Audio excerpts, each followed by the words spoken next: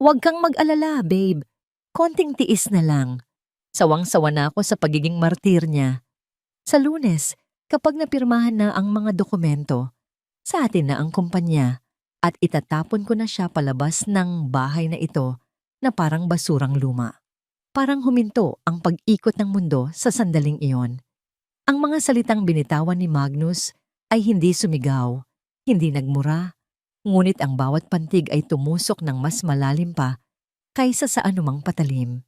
Nakatayo si Amaryllis sa labas ng pinto ng kanilang home office.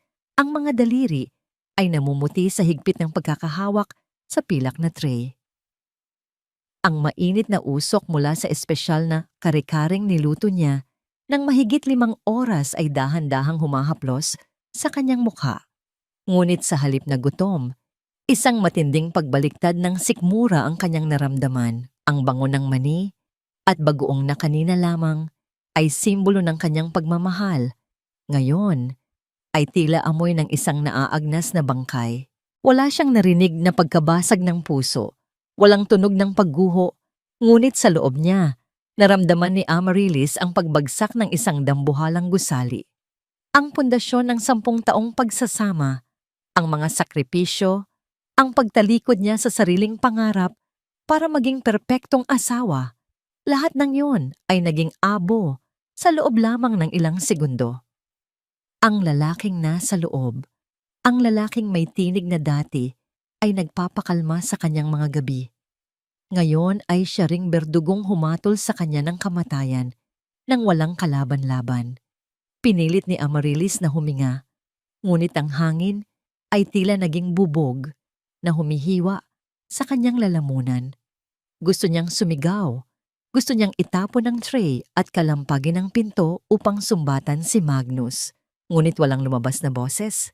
Nanatili siyang nakatayo doon, nakasuot ng itim na seda na binili pa niya sa Paris para sa gabing ito, habang ang kanyang asawa ay tumatawa sa kabilang linya kausap ang ibang babae. Ang tawang iyon, isang tunog na puno ng pangungutya, ay dumurog sa huling piraso ng kanyang pagpapahalaga sa sarili. Sa loob ng silid, nagpatuloy ang pag-uusap. Narinig ni Amaryllis ang yabag ni Magnus habang naglalakad-lakad ito. Marahil ay hawak ang baso ng alak na siya mismo ang naglagay sa mesa kanina. "She's pathetic, Catalina." Dagdag pa ni Magnus, ang tono ay puno ng paglait. Akala niya siguro madadala niya ako sa mga luto-luto niya. "She looks old. Tinitingnan ko pa lang siya. Napapagod na ako. Buti na lang nandyan ka. Ikaw ang tunay na may-ari ng red suitcase na pinag-iipunan ko." Napapikit si Amaryllis. Ang bawat salita ay isang latigo. Pathetic, matanda, nakakapagod. Ito pala ang tingin sa kanya ng taong pinag-alayan niya ng buong buhay. Ang mga luhang nagbabadya ay hindi tumulo. Tila natuyo ang mga ito sa tindi ng init ng galit na nagsisimulang sumibol sa kailaliman ng kanyang tiyan. Dahan-dahan, halos hindi lumilikha ng ingay sa makapal na karpet. Humakbang paatras si Amaryllis. Ang kanyang mga tuhod ay nanginginig at tila bibigay anumang oras. Sa bawat hakbang palayo sa pinto, pakiramdam niya ay hinihila siya ng gravity pababa sa impyerno. Nang makarating siya sa madilim na pasilyo patungo sa kusina, tuluyan nang nanghina ang kanyang mga binti. Isang pares ng magagaspang ngunit mainit na kamay ang sumalo sa kanya bago pa man siya bumagsak sa sahig. Kinuha ni Nanay Sol ang mabigat na tray mula sa kanyang nangangatal na mga kamay at mabilis itong ipinatong sa pinakamalapit na mesa. Ang matandang kasambahay na nag-alaga kay Amaryllis mula pa noong bata pa siya ay hindi nagtanong. Nakita na ng matanda ang lahat sa mga mata ng kanyang alaga.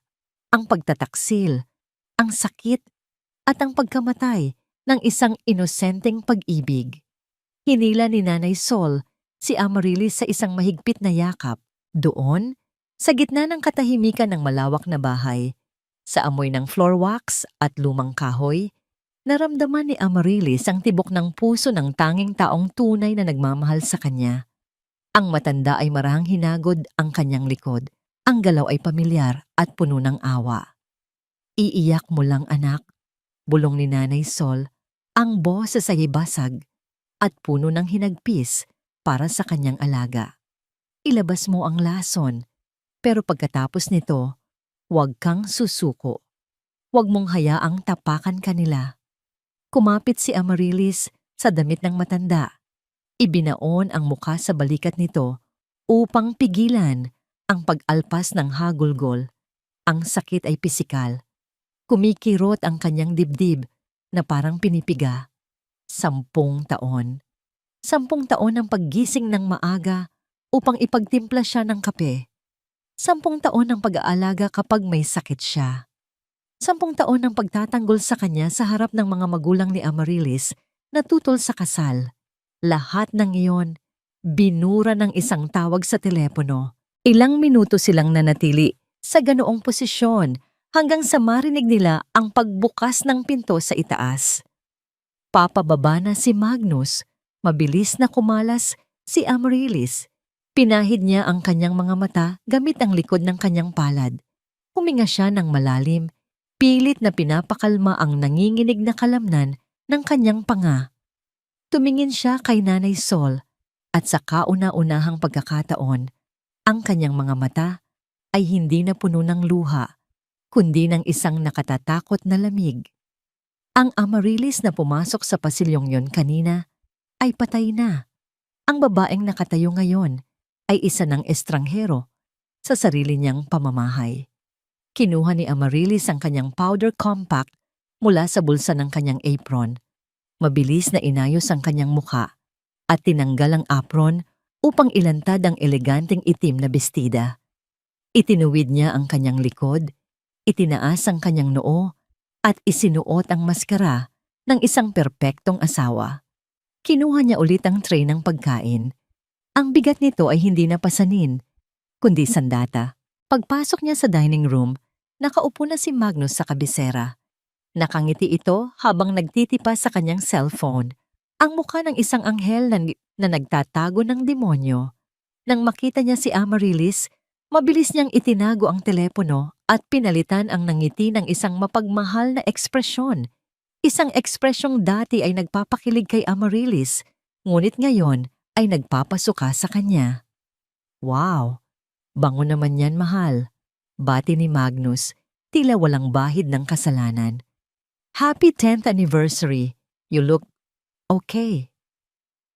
Hindi na pinansin ni Amaryllis ang malamya nitong papuri. Dahan-dahan niyang inilapag ang kare-kare sa gitna ng mesa. Tinitigan niya ang asawa, diretso sa mata, sinusubok kung makikita nito ang pagbabago sa kanya. Ngunit gaya ng inaasahan, hindi siya nakikita ni Magnus. Ang nakikita lang nito ay isang utusan, isang bangko, isang palamuti. Umupo si Amaryllis sa tapat nito. Kinuha niya ang kanyang wine glass at itinaas ito sa ere. Ang ilaw ng chandelier ay tumama sa pulang likido na parang dugo sa loob ng kristal. Happy anniversary, Magnus, sabi ni Amaryllis. Ang kanyang boses ay malambing, makinis, at nakamamatay. Sana magustuhan mo ang luto ko. Ito na ang pinaka-espesyal na hapunan natin. Bago magbago ang lahat. Ngumiti si Magnus. Hindi alam na ang babaeng nasa harap niya ay hindi na ang kanyang asawa, kundi ang arkitekto ng kanyang pagbagsak. Pumasok ang sinag ng araw sa siwang ng makakapal na kurtina sa silid tulugan, isang malupit na paalala na ang mundo ay patuloy na umiikot kahit na ang universo ni Amaryllis ay gumuho na. Hindi siya natulog. Buong magdamag siyang nakatitig sa kisame. Binibilang ang bawat paghinga ng lalaking katabi niya. Ang lalaking nangako sa altar na mamahalin siya hanggang kamatayan. Ngunit ngayon ay pinapatay siya ng dahan-dahan gamit ang mga kasinungalingan. Nang maramdaman niyang gumalaw si Magnus, mabilis na ipinikit ni Amaryllis ang kanyang mga mata at isinuot ang maskara ng payapang pagtulog. Bumangon si Magnus. Narinig ni Amaryllis ang marahang pagbukas at pagsara ng pinto ng banyo at ang agos ng tubig mula sa shower na tila naguhugas ng kasalanan ng nakaraang gabi. Bumangon na rin siya. Kailangan niyang maging perpekto. Kailangan niyang maging ang asawang walang alam. Pagbaba niya sa kusina, naabutan niya si Magnus na nakaupo na, nagbabasa ng dyaryo habang humihigop ng kape. Sa tabi ng plato nito ay may isang dosenang pulang rosas. Nang makita siya nito, tumayo si Magnus at hinalikan siya sa pisngi. Ang dampi ng labi nito ay malamig at walang init, parang yelo na dumikit sa kanyang balat. "Good morning, babe!" Bati ni Magnus sabay abot ng mga bulaklak.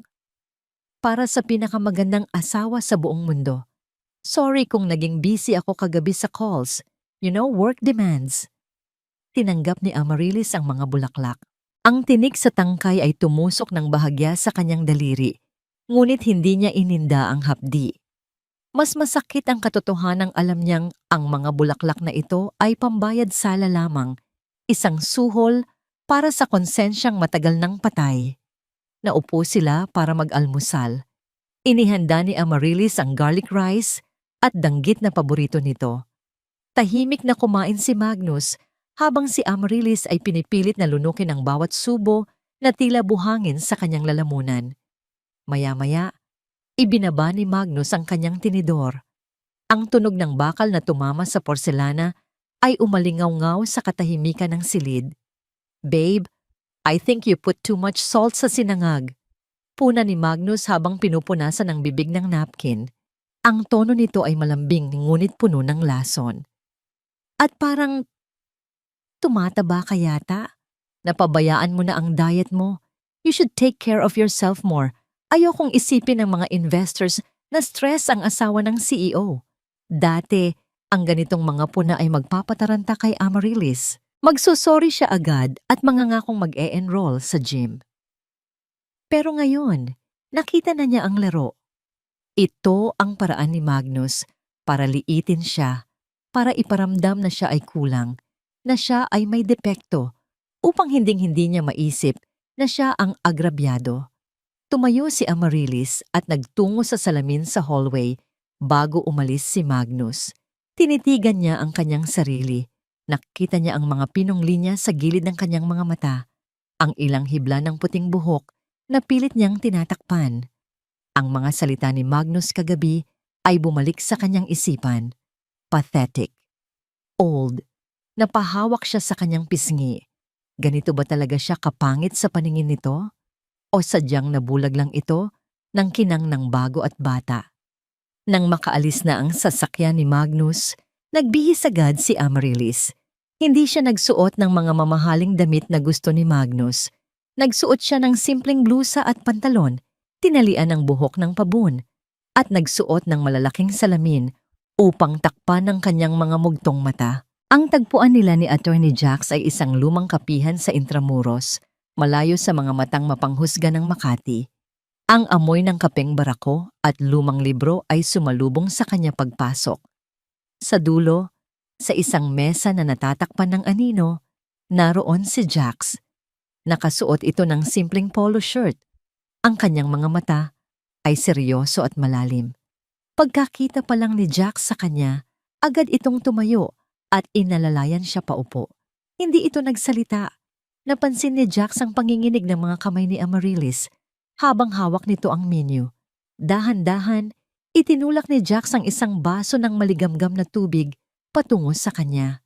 Ang simpleng gestong yun, ang pagbibigay ng tubig bago pa man siya humingi, ay nagpabagsak ng kaunti sa pader na itinatayo ni Amaryllis. "Kumusta ka, Ryle?" Tanong ni Jax gamit ang palayaw na matagal nang walang tumatawag sa kanya.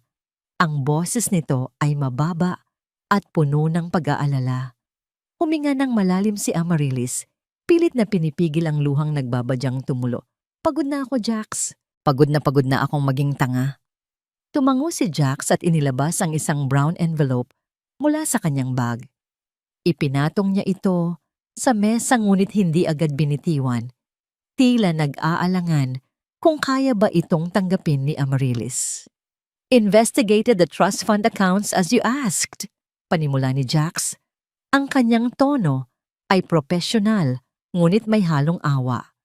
"May malaking withdrawal na nangyari kahapon, 10 million pesos. Ang pirma sa withdrawal slip ay sa'yo, Amaryllis. Pero alam kong hindi ikaw ang pumirma nito. Napasinghap si Amaryllis. Ang panggagaya sa pirma niya, iyan ang huling hangganan.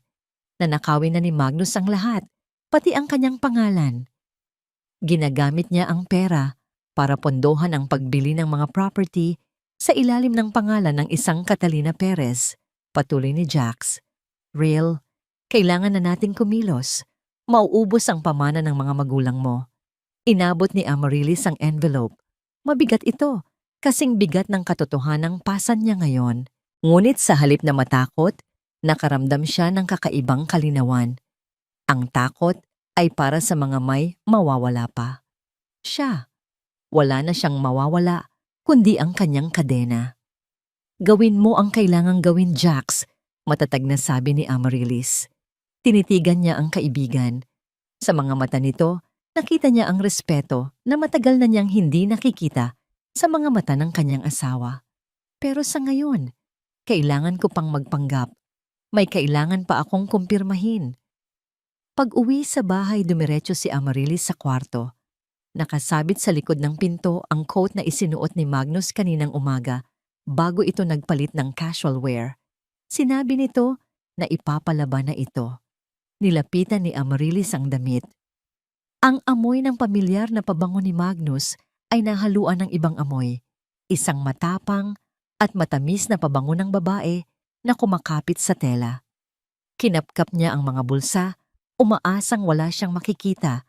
Umaasang mali ang kanyang hinala. Ngunit sa loob ng inner pocket, naramdaman ng kanyang mga daliri ang isang kapirasong papel. Inilabas niya ito.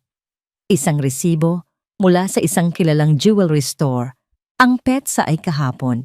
Isang kwintas na gawa sa purong diamante at platinum. Ang halaga ay sapat na para bumili ng isang maliit na bahay. At sa ibaba, may nakasulat na note sa sulat kamay ng sales lady. For Ms. K, happy anniversary. Nabitawan ni Amaryllis ang papel. Ang papel ay dahan-dahang lumutang pababa sa sahig, tila isang dahon na nahulog mula sa patay na puno. Napahawak siya sa kanyang leeg, sa lugar kung saan dapat nakasuot ang kwintas na yon kung siya ang tunay na mahal. Pero wala. Walang kwintas, walang pagmamahal. Ang tanging natanggap niya ay mga bulaklak na may tinik at puna sa kanyang katabaan. Pinulot niya ang resibo. Ang papel ay lukot na sa higpit ng kanyang hawak. Kung kanina ay may pagdududa pa siya, ngayon ay wala na. Ang huling hibla ng pag-asa na baka pwede pang ayusin ang lahat ay naputol na. Tiningnan niya ang kanyang refleksyon sa salamin ng tukador. Ang babaeng nakikita niya ay hindi na ang biktimang umiiyak. Ang babaeng nakatingin pabalik sa kanya ay may mga matang kasing lamig ng diamanteng hindi napunta sa kanya. Itinago niya ang resibo sa loob ng kanyang bra, malapit sa kanyang puso na ngayon ay tumitibok hindi dahil sa pag-ibig, kundi dahil sa nag-aalab na apoy ng paghihiganti. Ang grand ballroom ng hotel ay nalulunod sa liwanag ng naglalakihang crystal chandeliers na tila mga bituing pilit na ibinaba sa lupa upang silawin ang mga naroon. Ang hangin ay amoy mamahaling pabango at champagne, isang matamis na halimuyak na bumabalot sa kasinungalingan ng gabing iyon. Nakatayo si Amaryllis sa tabi ni Magnus, ang kanyang kamay ay nakakawit sa braso ng asawa. Para sa lahat ng nakatingin, sila ang perpektong larawan ng tagumpay, ang CEO at ang kanyang supportive na may bahay. Ngunit sa ilalim ng ngiti ni Amaryllis, naroon ang panginginig ng kanyang kalamnan na pilit niyang pinipigil. Habang abala si Magnus sa pakikipagkamay sa mga investors, naramdaman ni Amaryllis ang pagbabago sa atmosfera. Ang mga bulungan sa paligid ay tila humina, at ang mga mata ng mga tao ay napadako sa entrada. Pumasok si Catalina. Suot nito ang isang pulang gown na yakap ang bawat kurba ng kanyang katawan, bata, mapangahas, at uhaw sa atensyon. Ngunit hindi ang damit ang nagpatigil sa pagtibok ng puso ni Amaryllis. Ito ay ang kwintas na nakapulupot sa leeg ng dalaga. Doon, sa ilalim ng artipisyal na liwanag, kumikinang ang mga diamante na nakita ni Amaryllis Sa resibo kahapon, ang platinum na kadena ay tila isang ahas na nakapalibot sa leeg ni Catalina at ang bawat kislap nito ay isang sampal sa mukha ni Amaryllis. Ang kwintas na binili gamit ang pera ng kanyang mga magulang, gamit ang pawis at dugo ng pamilyang nagtiwala kay Magnus, ay naroon ngayon, nakasabit sa leeg ng babaeng sumisira sa kanyang tahanan. Pakiramdam ni Amaryllis ay binuhusan siya ng malamig na tubig. Ang kanyang sikmura ay bumaliktad at kinailangan niyang humigpit ang hawak sa kanyang clutch bag upang hindi matumba. Ito na ang katotohanan, hubad at walang awa. Hindi na ito hinala lang.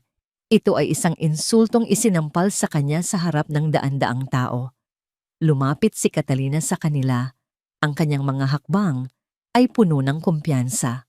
Ang mga mata nito ay nakapako kay Magnus bago lumipat kay Amaryllis na may halong pang-iinsulto. "Good evening, Sir Magnus," bati ni Catalina. Ang boses ay matamis na parang pulot. Pagkatapos ay binalingan niya si Amaryllis. "And Mrs. Villarreal, you look respectable tonight." Ang salitang respectable ay binigkas ni Catalina na para bang kasing kahulugan ito ng luma at laos. Ang ngiti ng kabit ay puno ng tagong lason.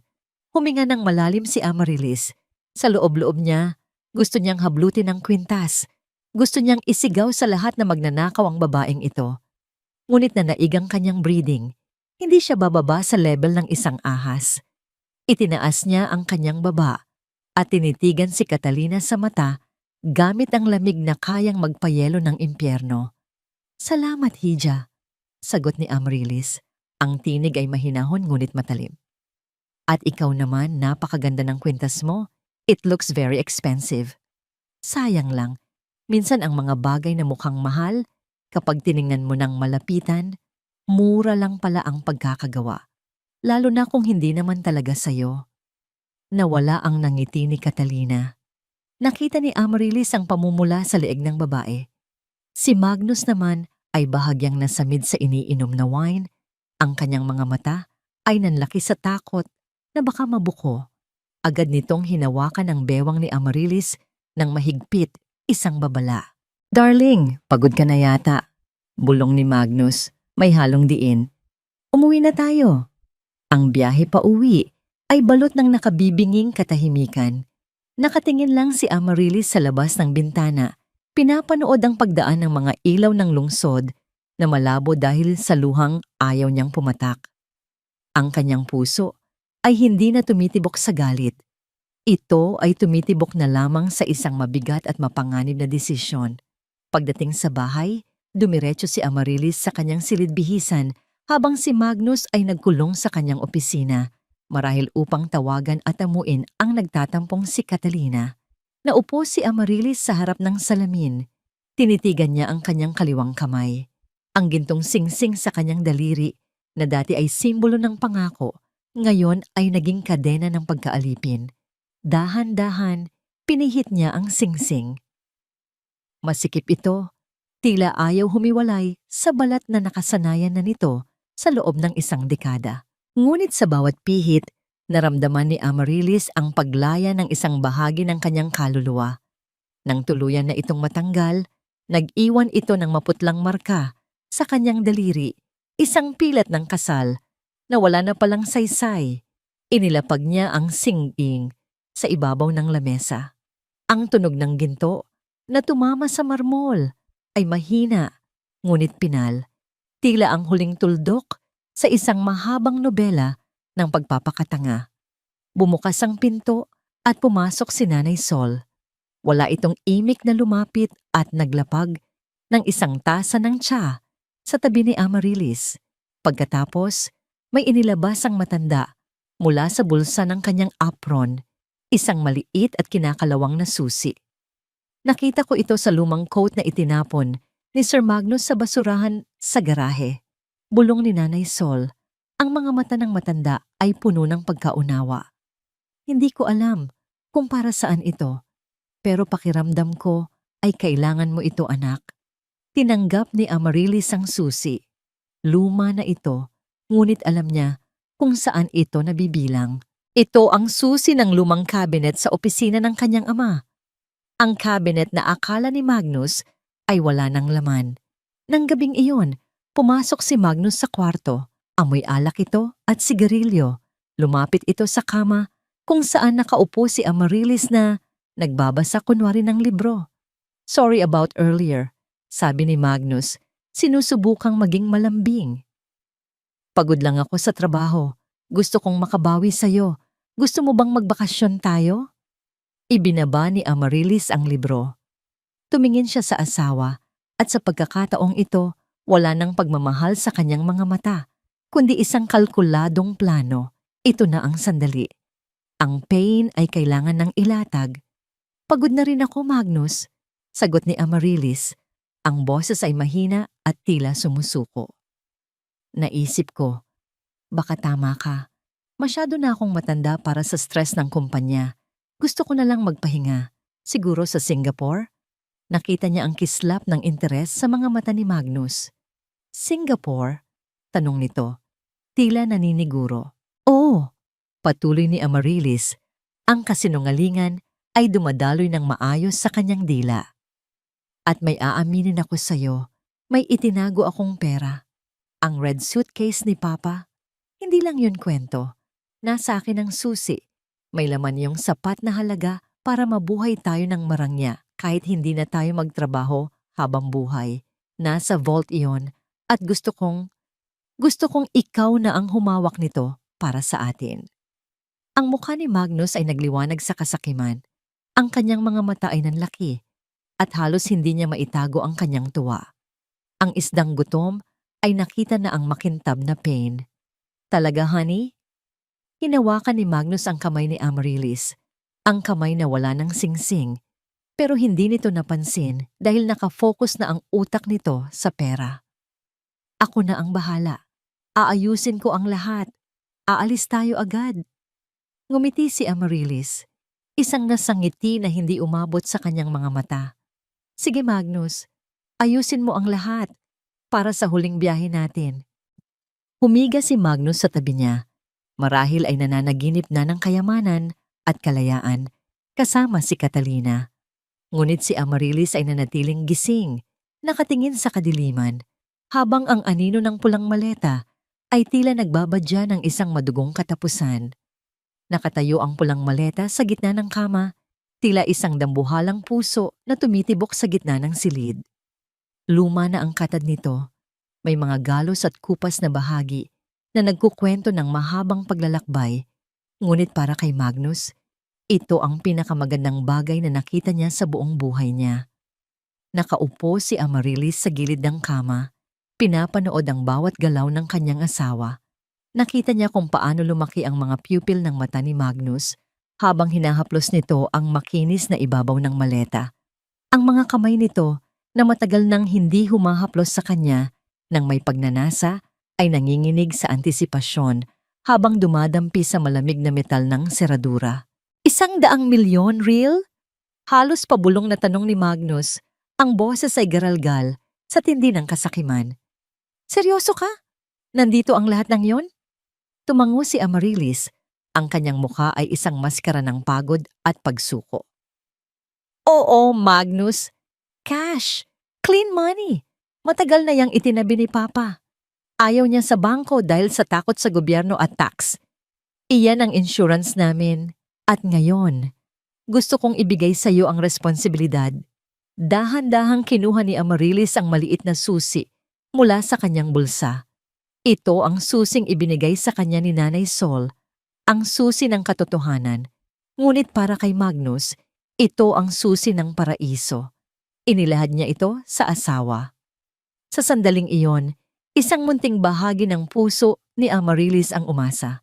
Umasa siya na sana, kahit saglit lang, ay tumingin si Magnus sa kanyang mga mata. Sana ay magtanong ito kung okay lang ba siya, kung sigurado ba siya. Sana ay tanggihan nito ang pera at piliin siya.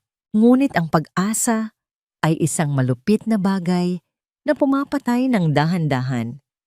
Hindi tumingin si Magnus sa kanya. Ang mga mata nito ay nakapako sa susi. Mabilis niyang hinablot ito mula sa palad ni Amaryllis. Ang kanyang mga kuko ay bahagyang kumalmot sa balat ng asawa, ngunit hindi man lang ito humingi ng paumanhin. "I will keep this safe, babe," sabi ni Magnus. Mahigpit na hawak ang susi na parang agimat. "You made the right choice. Ako na ang bahala sa future natin." Future natin. Ang mga salitang yon ay parang asido sa pandinig ni Amaryllis. Alam niya ang totoo. Ang future na tinutukoy nito ay para lamang sa sarili nito at kay Catalina. Nang gabing iyon, habang naliligo si Magnus at humuhunin ng isang masayang kanta, tumunog ang cellphone ni Amaryllis na nakatago sa ilalim ng kanyang unan. Ang vibration nito ay gumapang sa kanyang gulugod. Kinuha niya ito at binasa ang mensahe mula kay Attorney Jack. Confirmed. Nag-book siya ng flight pa Singapore next week. Business class. 2 ticket. Pero Royal, tinawagan niya ang airline kanina. Pinalitan niya ang pangalan ng second passenger. Hindi ikaw ang kasama niya. Ibinaba ni Amaryllis ang telepono. Nang dahan-dahan, tila ba ito ay gawa sa marupok na kristal na maaaring mabasag sa anumang maling galaw. Alam na niya ito. Inaasahan na niya ito. Ngunit ang makita ang katotohanan na nakasulat sa isang mensahe ay parang isang pisikal na suntok sa kanyang sikmura. Ang hangin sa silid ay biglang naging manipis at kinailangan niyang huminga ng malalim upang mapakalma ang nagwawalang kabayo sa kanyang dibdib. Hindi na siya ang kasama. Sa mata ni Magnus, siya ay isa na lamang nakaraan na kailangang burahin upang bigyang daan ang kinabukasan kasama si Catalina. Ang business class na dati ay pangarap nilang mag-asawa noong naghihirap pa sila, ngayon ay naging sasakyan na ng kanyang pagtataksil. Bumukas ang pinto ng banyo at lumabas ang usok na may amoy ng mamahaling sabon. Lumabas si Magnus na may nakapulupot na tuwalya sa bewang. Ang buhok ay basa pa at tumutulo ang tubig sa kanyang malapad na balikat. Masaya siya. Humuhuni siya ng isang tono na hindi pamilyar kay Amaryllis. Marahil ay ang kantang paborito ng kanyang kabit. Umupo si Magnus sa tabi niya sa kama. Ang kutsyon ay lumubog sa bigat nito at ang galaw na yon ay nagpadala ng mumunting alon na umabot sa katawan ni Amaryllis na nagdulot ng kilabot sa kanyang balat. "Babe!" Malambing na tawag ni Magnus habang pinupunasan ang kanyang buhok. "I was thinking, since hawak na natin ang susi, why wait? Let's go to Singapore next week. Hayaan na nating magpahinga ka. You deserve a vacation. Tayong dalawa lang." Napatingin si Amaryllis sa mga mata ng asawa. Napakalinaw ng mga ito, walang bahid ng konsensya. Paano nagagawang magsinungaling ng isang tao nang nakatingin ng diretso sa mata ng taong sinumpaan niyang mamahalin? Ang husay niya, ang galing niyang umarte. Kung hindi lang alam ni Amaryllis ang totoo, baka naniwala pa siya. Baka kinilig pa siya sa ideya ng tayong dalawa lang. Ngunit alam niya ang script. Ang tayong dalawa lang ay nangangahulugang ako at ang pera. At si Amaryllis? Siya ay iiwan sa ere, literal at matalinghaga. Pinilit ni Amaryllis na ngumiti. Ito na ang pinakamahirap na pag-arte sa kanyang buhay. Inabot niya ang kamay ni Magnus, ang kamay na pumirma sa pagpapalit ng pangalan sa tiket at marahan itong pinisil. Malamig ang palad nito, kabaligtaran ng init ng galit na nagpupuyos sa kanya. "That sounds wonderful, Magnus," sagot niya. Ang boses ay mahina at tila sumasang-ayon sa lahat. "Oo, kailangan natin ito. Isang biyahe para sa bagong simula." Ngumisi si Magnus, isang ngisi ng tagumpay. Inakala niyang nakuha na niya ang lahat. Ang pera, ang kalayaan, at ang tangang asawa na kusang loob na nagbibigay ng basbas sa sarili nitong pagbagsak. "Ako na ang mag-aasikaso ng lahat," presenta ni Magnus. Sabay halik sa noo ni Amaryllis. Ang halik ay mabilis. Perfunctory. Parang pagtimbre sa isang kontrata. "Just pack your bags, but make sure dalhin mo yung red suitcase. Iyon ang pinaka-importante." Tumalikod si Magnus upang magbihis. Hindi nakita ang pagbagsak ng balikat ni Amaryllis. Tiningnan niya ang pulang maleta sa paanan ng kama. Sa ilalim ng dim light ng lampshade, ang kulay pula nito ay tila mas tumitingkad, parang babala, parang dugo. Hinaplos ni Amaryllis ang magaspang na texture ng maleta. Ito ang sisidlan ng kanyang paghihiganti. Kung ang gusto ni Magnus ay ang laman ng maletang ito, ibibigay niya. Ibibigay niya ang lahat ng bigat ng nakaraan na nakapaloob dito. Oo, Magnus, bulong ni Amaryllis sa hangin. Sa isang tonong siya lang ang makakarinig. Iyon ang pinakaimportante. Dahil iyon ang magiging huling alaala mo sa akin.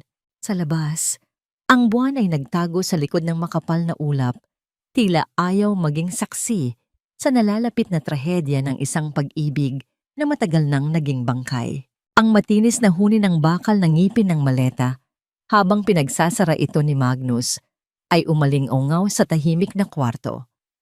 Para kay Amaryllis, ang tunog na yon ay hindi lamang pagsasara ng isang bagahe, kundi pagsasara ng isang kabanata ng kanyang buhay na puno ng pagkukunwari. Pinanood niya ang kanyang asawa habang maingat nitong binubuhat ang pulang maleta.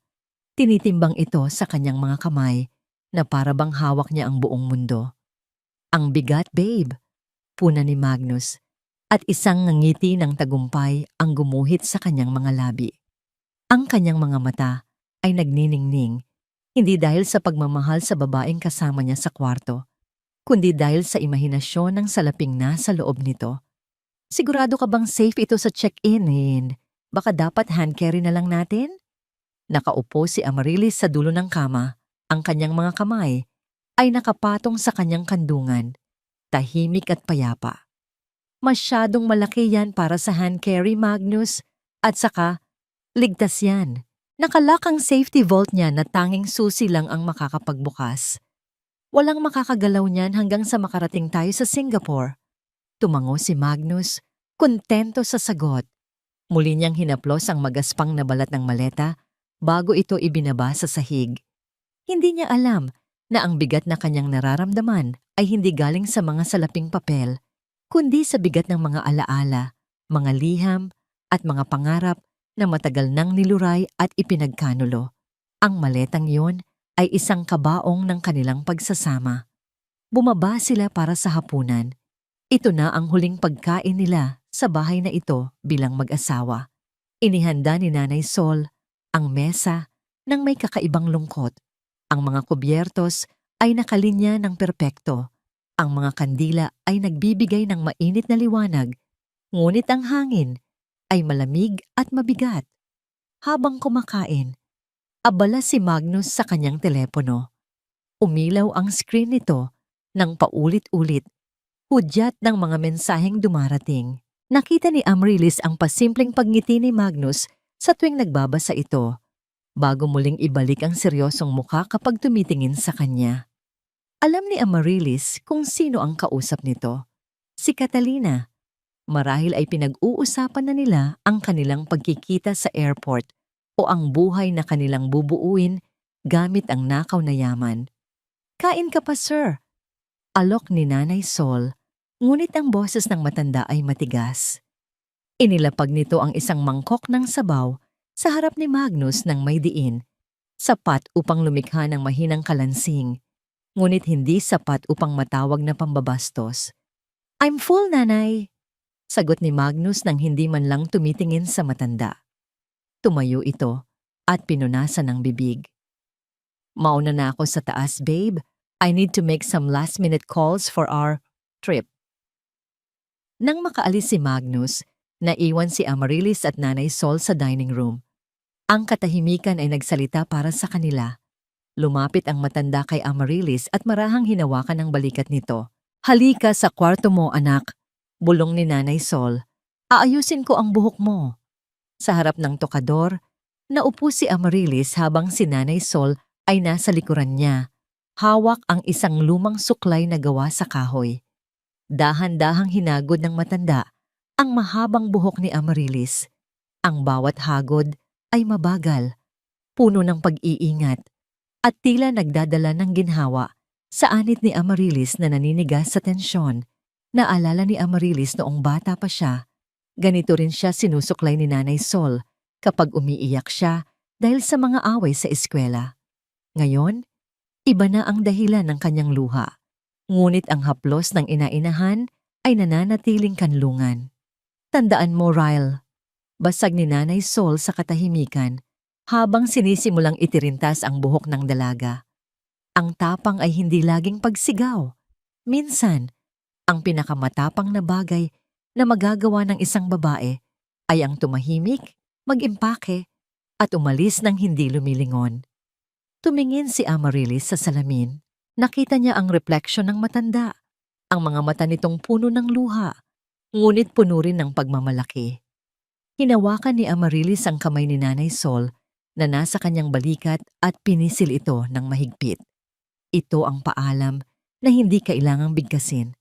Nang matapos ang pag-aayos, tumayo si Amaryllis. Handa na siya. Kinuha niya ang kanyang coat. Habang naglalakad siya sa pasilyo patungo sa kwarto kung saan naghihintay si Magnus, naramdaman niya ang isang maliit na bagay sa kanyang bulsa. Isang maliit na GPS tracker na kasing laki lang ng barya. Pumasok siya sa kwarto at nakita ang coat ni Magnus na nakasabit sa upuan. Nasa banyo ang asawa, naghuhugas ng ngipin. Mabilis at walang ingay na lumapit si Amaryllis. Dahan-dahan niyang inilaglag ang maliit na tracker sa loob ng lining ng coat ni Magnus. Ito ang magiging mata niya kapag iniwan na siya nito. Ito ang magsisiguro na walang takas ang kanyang mahal na asawa. Lumabas si Magnus mula sa banyo. Amoy mint at pabango. Isinuot niya ang kanyang coat. Hindi nararamdaman ang bigat ng patibong na daladala na niya ngayon. "Ready, babe?" Tanong ni Magnus. Inalahad ang kanyang kamay. Ang kanyang ngiti ay napakaganda, napaka-inosente. Ngunit sa likod nito ay ang pangil ng isang buwaya. Tinanggap ni Amaryllis ang kamay nito. "Ready na ako, Magnus.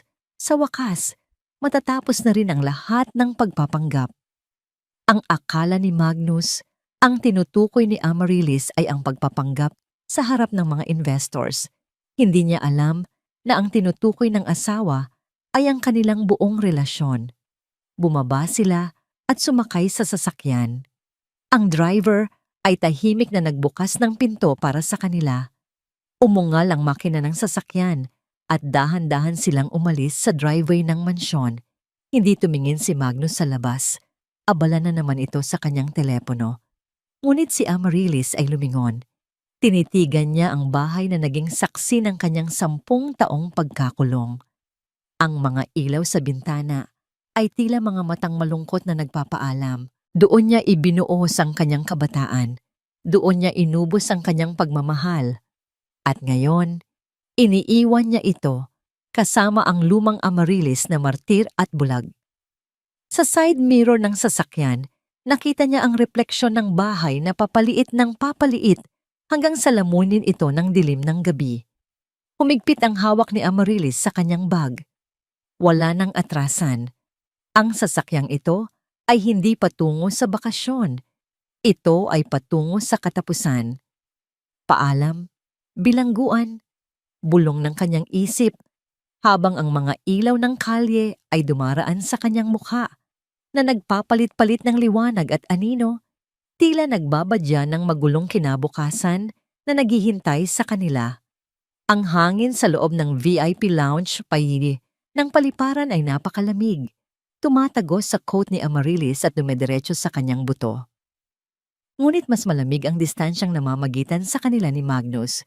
Kahit na magkatabi lamang sila sa malambot na sofa, abala si Magnus sa kanyang telepono. Ang kanyang mga mata ay panay ang lisage sa paligid. Tila may hinahanap, tila may hinihintay. Ang kanyang binti ay walang tigil sa pag-alog, isang senyales ng kaba at antisipasyon na hindi niya maitago. Alam ni Amaryllis kung sino ang hinahanap nito.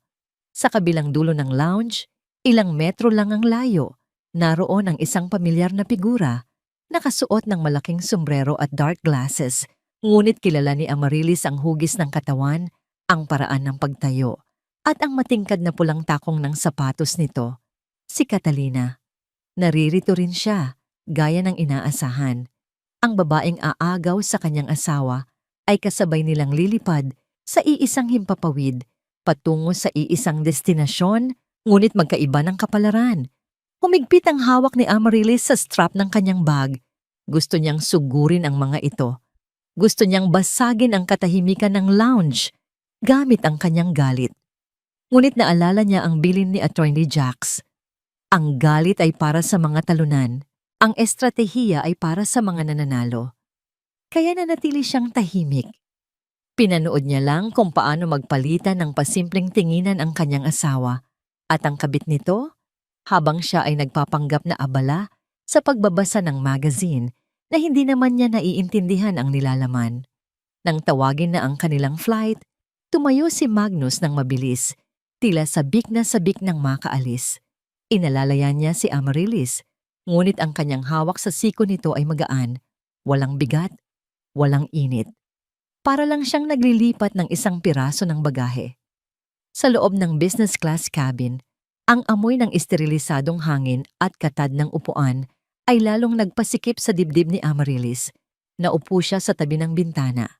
Si Magnus naman ay agad na humingi ng champagne sa flighting attendant, tila nagdiriwang na bago pa man magtagumpay. "To us, babe," sabi ni Magnus, itinaas ang baso. Ang mga bula ng champagne ay sumasayaw sa liwanag ng reading light. "To us," sagot ni Amaryllis, ngunit sa kanyang isip, ang dugtong nito ay sa ating katapusan.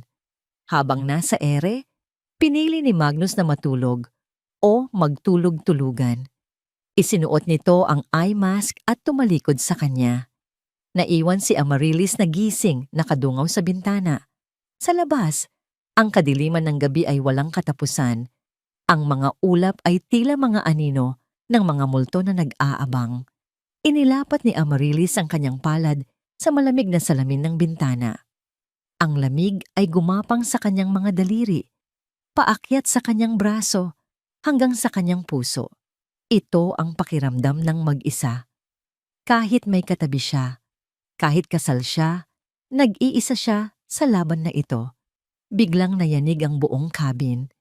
Ang ilaw ng fasten seatbelt ay umilaw kasabay ng isang matinding pag-alog ng eroplano.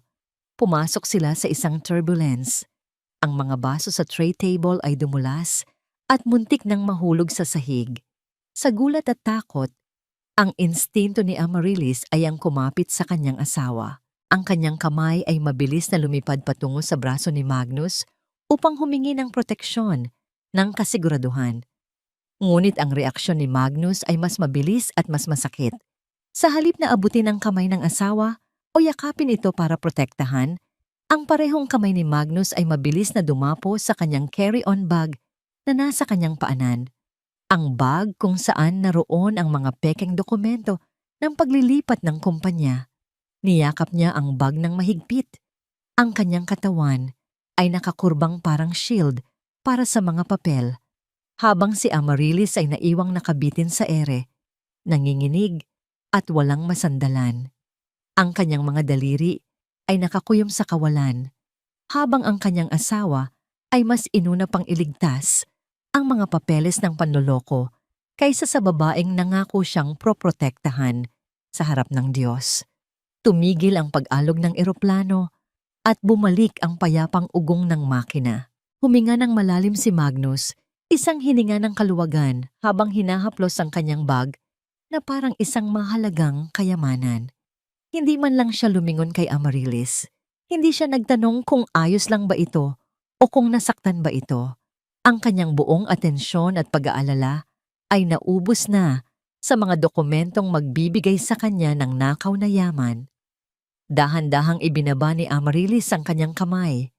Ang lamig na naramdaman niya kanina ay naging manhid na. Tila ba namatay na ang mga ugat sa kanyang katawan dahil sa tindi ng sakit. Kung mayroon man siyang natitirang katiting na pagdududa o pag-aalinlangan sa kanyang plano, ang sandaling iyon ang pumatay sa lahat ng ito. Malinaw na ang lahat. Sa timbangan ng buhay ni Magnus, mas mabigat ang papel kaysa sa buhay ng kanyang asawa. Kinuha ni Amarilis ang kanyang telepono mula sa bulsa, sa ilalim ng mesa, kung saan hindi makikita ng mapanuring mata ng kanyang asawa. Nagtipa siya ng isang mensahe sa isang numerong hindi nakarehistro sa kanyang contacts. 2 salita lamang ang kailangan upang simulan ang katapusan. Oras na. Ang paglapag ng eroplano sa Changi Airport ay naramdaman ni Amarilis bilang isang pagbagsak ng hatol. Ang paglapat ng gulong sa semento ay nagdulot ng isang matinding puwersa na nagtulak sa kanya pasulong, tila sinasabing wala ng atrasan. Ito na ang dulo ng linya para sa kanilang dalawa, ngunit sa magkaibang landas. Paglabas nila sa immigration, ramdam ni Amarilis ang tensyon sa bawat galaw ni Magnus. Ang mga mata nito ay mabilis na gumagalaw, naghahanap, nag-aabang sa paligid. Pawisan ang noo nito kahit na napakalamig ng aircon sa airport. Alam ni Amarilis kung bakit. Ito na ang sandali ng pagtakas. Ito na ang sandali ng pagnanakaw. Tumigil sila malapit sa conveyor belt kung saan hinihintay ang mga bagahe. Ang pulang maleta ay hindi pa lumalabas mula sa butas ng lagusan. Lumingon si Magnus sa kanya. Ang ngiti ay pilit at ang boses ay may halong pagmamadali na hindi nito maitago. "Babe, why don't you go to the ladies' room first?" Suhestyon ni Magnus habang tinutulak siya ng bahagya palayo. "Mag-freshen up ka muna. Mahaba ang biyahe, ako na ang maghihintay ng mga maleta natin. Dito lang ako." Tinitigan ni Amarilis ang asawa. "Dito lang ako."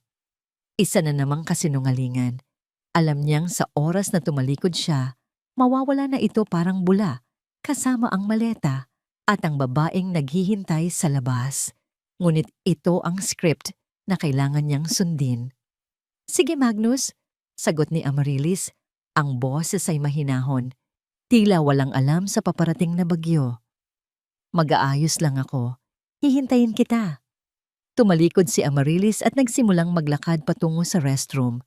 Ang bawat hakbang palayo ay nagpapagaan sa kanyang dibdib. Hindi siya lumingon. Hindi niya kailangang makita ang pagmamadali ni Magnus kapag lumabas na ang pulang maleta. Hindi niya kailangang makita ang pagtataksil sa aksyon. Pagpasok niya sa banyo, humarap siya sa salamin. Ang babaeng nakatingin pabalik sa kanya ay hindi umiiyak. Ito ay ang mukha ng isang babaeng tapos nang masaktan. Kinuha niya ang kanyang lipstick at naglagay ng matingkad na kulay sa kanyang mga labi. Kulay ng dugo, kulay ng digmaan, kulay ng tagumpay. Sa labas, ang conveyor belt ay patuloy sa pag-ikot, dala ang mga bagahe ng mga taong may iba't ibang kwento. At sa isang sulok, isang pulang maleta, ang dahan-dahang lumalapit kay Magnus, dala ang sumpa na siya mismo ang humiling. Lumabas si Amarilis mula sa ladies' room na may bagong tapang sa kanyang dibdib.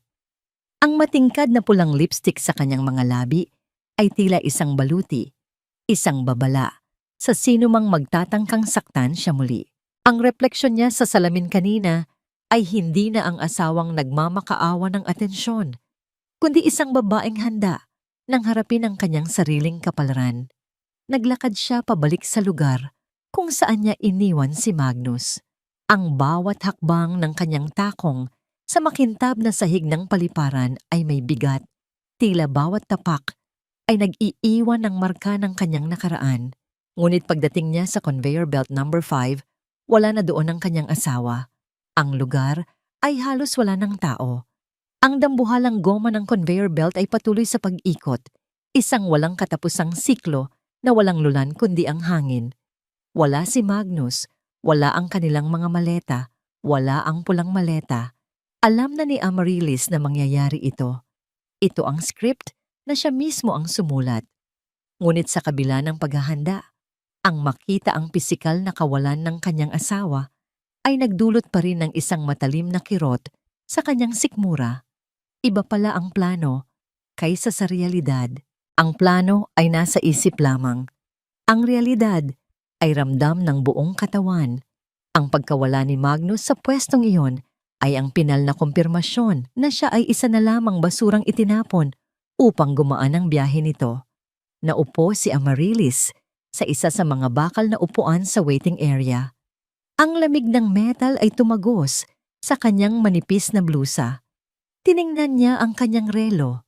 10 minuto na ang nakalilipas. 20, 30. Pinanood niya ang mga pamilyang nagkikita sa arrivals area.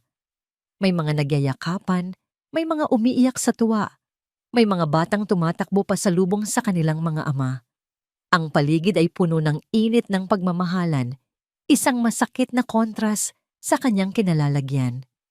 Siya ay nakaupo doon, mag-isa, sa gitna ng karagatan ng mga estranghero, hinihintay ang taong alam niyang hindi na babalik. Kinuha niya ang kanyang telepono. Sa huling pagkakataon, sinubukan niyang tawagan si Magnus. Inilagay niya ang telepono sa kanyang tainga at pinakinggan ang katahimikan bago ito mapalitan ng boses ng operator na nagsasabing ang numero ay hindi na maabot. Pinatay na ni Magnus ang telepono nito. Pinutol na nito ang huling linya ng komunikasyon. Tumayo si Amaryllis at naglakad patungo sa malalaking salaming pinto na nakaharap sa taxi bay. Sa labas, sa ilalim ng dilaw na ilaw ng mga poste, nakita niya ang isang pamilyar na likod. Si Magnus. Nagmamadali itong sumasakay sa likod ng isang itim na taxi at hindi siya nag-iisa. Isang babaeng nakasuot ng pulang bestida, ang kulay ng kataksilan, ang nauna nang pumasok. Si Catalina. Nakita ni Amaryllis kung paano isinara ni Magnus ang pinto ng taxi ng mabilis, tila takot na may humabol sa kanya. Nakita niya ang pag-usad ng sasakyan, palayo ng palayo, hanggang sa kainin na ito ng daloy ng trapiko sa gabi ng Singapore. Hindi tumakbo si Amaryllis, hindi siya kumatok sa salamin. Ipinatong lamang niya ang kanyang palad sa malamig na kristal, tila nagpapaalam sa isang namatay na kaibigan. Ang kanyang mga balikat, na kanina pa nakataas sa tensyon, ay dahan-dahang bumagsak. Tapos na. Wala na siya. Sa halip na umiyak, isang kakaibang pakiramdam ang bumalot kay Amaryllis.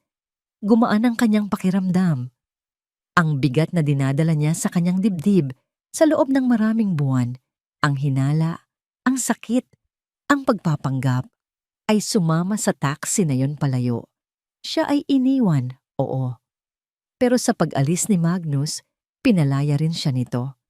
Naglakad si Amaryllis patungo sa isang maliit na coffee shop sa sulok ng arrival hall. Umorder siya ng isang tasa ng mainit na tsa. Nang ibigay ito sa kanya, hinawakan niya ang mainit na porselana gamit ang 2 kamay. Hinahayaang dumaloy ang init nito sa kanyang nanlalamig na mga daliri. Kinuha niya muli ang kanyang telepono at tinawagan si Attorney Jax. Sa pagkakataong ito, sumagot agad ang nasa kabilang linya. "Jax!" Bungad ni Amaryllis, ang kanyang boses ay mahina, ngunit matatag. Wala nang bahid ng panginginig. Nakaalis na sila. Hawak na nila ang maleta. Sa kabilang linya, narinig niya ang pagbuntong hininga ni Jax. "Okay ka lang ba, Ryle? Nasa labas na ako ng arrival bay. Susunduin kita." "Okay lang ako, Jax," sagot ni Amaryllis. At sa pagkakataong ito, totoo ang sinasabi niya. "Mas okay ako kaysa sa inaakala ko. Hihintayin kita dito. Huwag kang magmadali." Gusto ko munang namnamin ang katahimikan. Ibinaba niya ang telepono at sumimsim ng tsa. Ang mapait at matamis na lasa nito ay tila lasa ng kanyang bagong buhay. Malaya. Samantala, sa isang marangyang suite sa Orchard Road, ang atmosfera ay puno ng kuryente at antisipasyon. Inilapag ni Magnus ang pulang maleta sa ibabaw ng kama na may malambot na sapin. Si Catalina ay nakatayo sa tabi niya, hawak ang 2 baso ng champagne. Ang mga mata ay nagniningning sa kasakiman. "Ito na yon, babe," bulong ni Catalina. Halos hindi makahinga sa tuwa. Ang susi sa bago nating buhay. Nanginginig ang mga kamay ni Magnus habang kinukuha ang maliit na susi mula sa kanyang bulsa. Ang pawis sa kanyang noo ay tumutulo, hindi dahil sa init, kundi dahil sa adrenaline. Tinitigan niya ang maleta. Ito ang kapalit ng kanyang asawa. Ito ang kapalit ng kanyang dangal. At sa isip niya, sulit ang lahat. Ipinasok niya ang susi sa seradura. Dahan-dahan niya itong pinihit. Naramdaman niya ang paggalaw ng mekanismo sa loob, ang pagkakalas ng mga ngipin ng bakal na nagtatago sa yaman. Ang tunog ng pagbukas ng lock ay umalingaw-ngaw sa tahimik na kwarto. Isang tunog na para sa kanila ay hudyat ng tagumpay. Ngunit sa katotohanan ay tunog ng isang bitag na sumasara. Tumingin si Magnus kay Catalina at ngumiti ng malapad. Buksan na natin. Ang silid sa hotel ay puno ng halakhak at kislap ng mga baso ng champagne. Para kina Magnus at Catalina, ang gabing ito ay ang rurok ng kanilang tagumpay. Nakatayo sila sa harap ng kama kung saan nakalapag ang pulang maleta. Tila ito ay isang dambana na kanilang sinasamba. Ang ilaw ng chandelier ay tumatama sa metal na lock nito na nagbibigay ng ilusyon ng ginto. Can you imagine, babe? Bulong ni Catalina habang marahang hinahaplos ang braso ni Magnus. 100,000,000. Wala na tayong aalalahanin kahit kailan. We can buy that island in Palawan. Nanginginig ang mga kamay ni Magnus hindi dahil sa takot, kundi sa sobrang excitement. Ito na ang sandaling hinihintay niya. Ang sandali kung saan mapapatunayan niyang siya ang mas matalino, mas magaling, at mas karapat-dapat kaysa sa pamilyang kumukop sa kanya. Dahan-dahan niyang inangat ang takip ng maleta. Sa kanyang imahinasyon, nakikita na niya ang mga salansan ng malulutong na pera na nakatali ng maayos, naghihintay na gastusin. Bumukas ng tuluyan ang maleta. Ang ngiti sa mga labi ni Magnus ay dahan-dahang naglaho, napalitan ng isang ekspresyon ng pagkalito, at pagkatapos ay ng purong horror. Bumagsak ang hawak na baso ni Catalina sa makapal na karpet, ngunit walang pumansin sa mantsa ng alak na kumakalat sa sahig. Ang katahimikan sa loob ng kwarto ay nakabibingi. Wala ni isang pirasong pera sa loob, walang ginto, walang titulo ng lupa. Sa halip ang maleta ay puno ng mga lumang damit. Isang kupas na puting t-shirt na may mantsa ng kape sa kwelyo. Isang pares ng sapatos na pudpod na ang takong. At sa ibabaw ng mga ito, nakakalat ang daan-daang piraso ng papel. Mga konfeti na gawa sa mga pinunit na love letters, litrato, at wedding vows. Napasandal si Magnus sa headboard ng kama. Nakilala niya ang mga gamit na yon. Iyon ang mga suot niya noong una siyang dumating sa Maynila. Noong siya ay isang hamak na probinsyanong walang-wala. Iyon ang mga sulat na ibinigay niya kay Amaryllis noong nililigawan pa niya ito. Noong nangako siyang ibibigay niya ang buong mundo sa dalaga. Sa gitna ng bunto ng mga alaala, may isang bagay na naiiba. Isang maliit na itim na voice recorder na may nakadikit na pulang laso. Nanginginig ang kamay na inabot ni Magnus ang recorder. Pinindot niya ang play button. Ang boses ni Amaryllis ay pumuno sa kwarto. Hindi ito galit. Hindi ito sumisigaw. Ito ay boses ng isang taong pagod na. Isang boses na tinanggap na ang katotohanan. Magnus, panimula ng recording. Naalala mo ba ang t-shirt na yan? Suot mo yan noong una tayong magkita sa library. Butas pa ang manggas niyan. Sabi mo sa akin noon, balang araw, bibilhan mo ako ng seda at ginto. Naniwala ako sa'yo. Hindi dahil sa pangako ng yaman, kundi dahil sa pangako ng pagmamahal.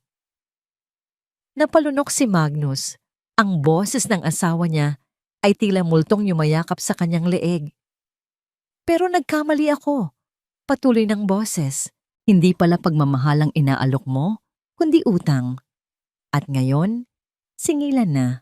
Ang maletang ito ay naglalaman ng lahat ng mayroon ka noong pumasok ka sa buhay ko. At ito rin ang lahat ng karapat-dapat mong dalhin sa pag-alis mo. Ang yaman na hinahanap mo, nasa ligtas na lugar na yon, malayo sa mga kamay na hindi marunong makontento. Sa dulo ng recording, narinig nila ang isang malalim na buntong hininga ni Amaryllis bago ang huling pangungusap na dumurog sa natitirang pag-asa ni Magnus. Goodbye, Magnus. Ang tunay na laman ng maletang ito ay hindi pera. Ito ay ang kalayaan ko. Namutla si Magnus. Ang boses ni Amarilis ay huminto. Ngunit ang bigat ng mga salita nito ay nanatiling nakabitin sa hangin. Mas mabigat pa kaysa sa anumang bakal na rehas. Napatingin siya sa mga punit-punit na papel sa loob ng maleta. Nakita niya ang isang piraso ng litrato, ang kalahati ng mukha niya noong araw ng kanilang kasal, nakangiti, puno ng pangako. Ngayon, ang litratong yon ay isa na lamang basura sa gitna ng kanyang pagkatalo. Magnus, tili ni Catalina. Ang kanyang mukha ay namumula sa galit at takot. Nasaan ang pera? Anong kalokohan ito? Niloko ka ng asawa mo. Niloko mo ako. Sinubukan ni Magnus na magsalita, ngunit walang lumabas na boses. Ang kanyang lalamunan ay tuyo, at ang kanyang puso ay tumitibok ng napakabilis, na parang sasabog ito sa kanyang dibdib. Paano nangyari ito? Paano naging ganito katalino ang babaeng akala niya ay isang sunod-sunuran lamang? Sa buong buhay niya, siya ang nagmamanipula, siya ang nagpapaikot. Ngayon, siya ang daga na nahuli sa sarili niyang bitag. Biglang may kumatok sa pinto.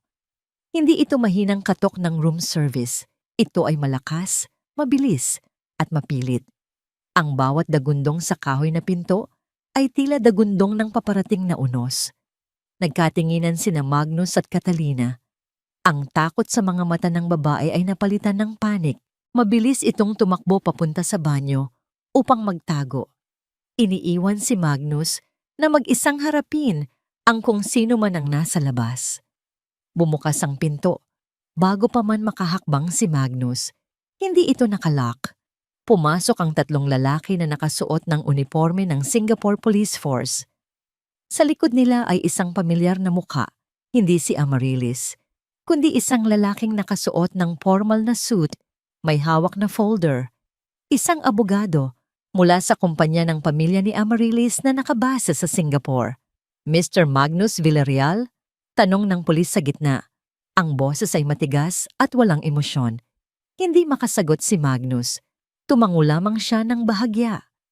Inaaresto ka namin sa bisa ng warrant para sa qualified theft, money laundering, at falsification of commercial documents.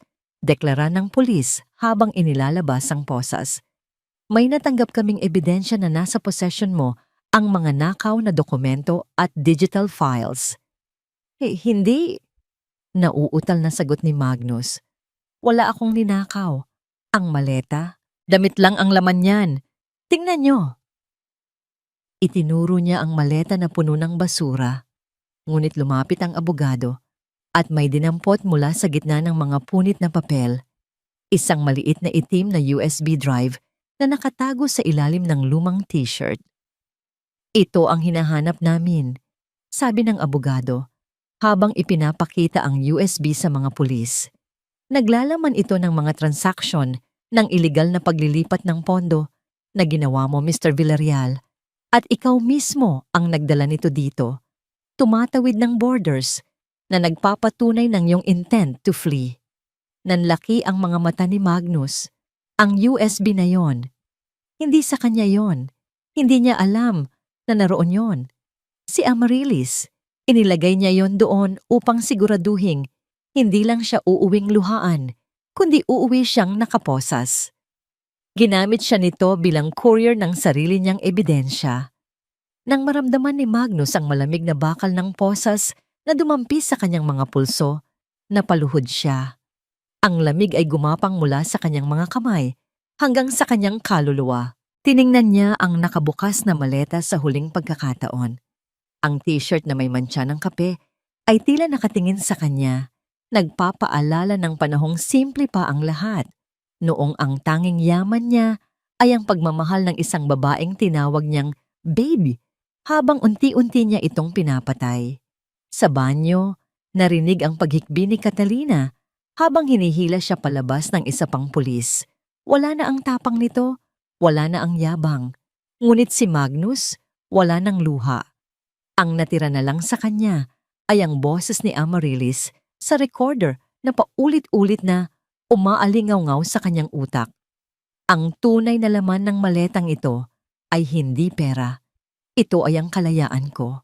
At habang hila-hila siya ng mga pulis palabas ng marangyang kwarto, naunawaan na ni Magnus ang tunay na ibig sabihin ng asawa. Si Amaryllis ay malaya na at siya ay nakakulong na sa bilangguan ng kanyang sariling kasakiman bago pa man siya makarating sa rehas.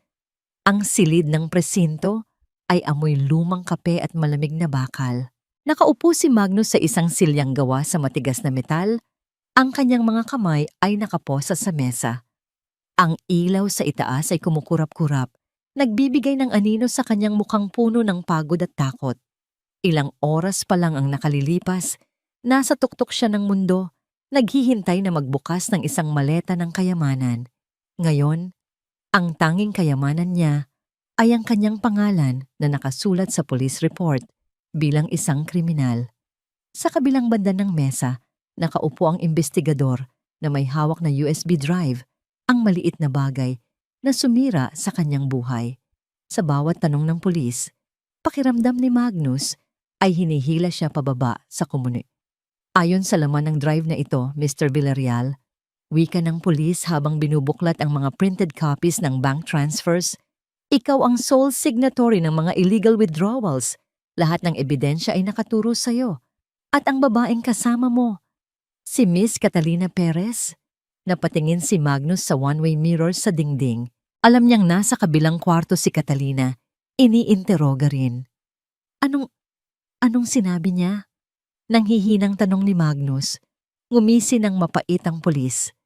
Sabi niya, isa lang siyang biktima. Sabi niya, sa pilitan mo siyang isinama. Sinabi niyang wala siyang alam sa mga plano mo at ginamit mo lang siya. She is putting all the blame on you to save herself. Bumagsak ang balikat ni Magnus.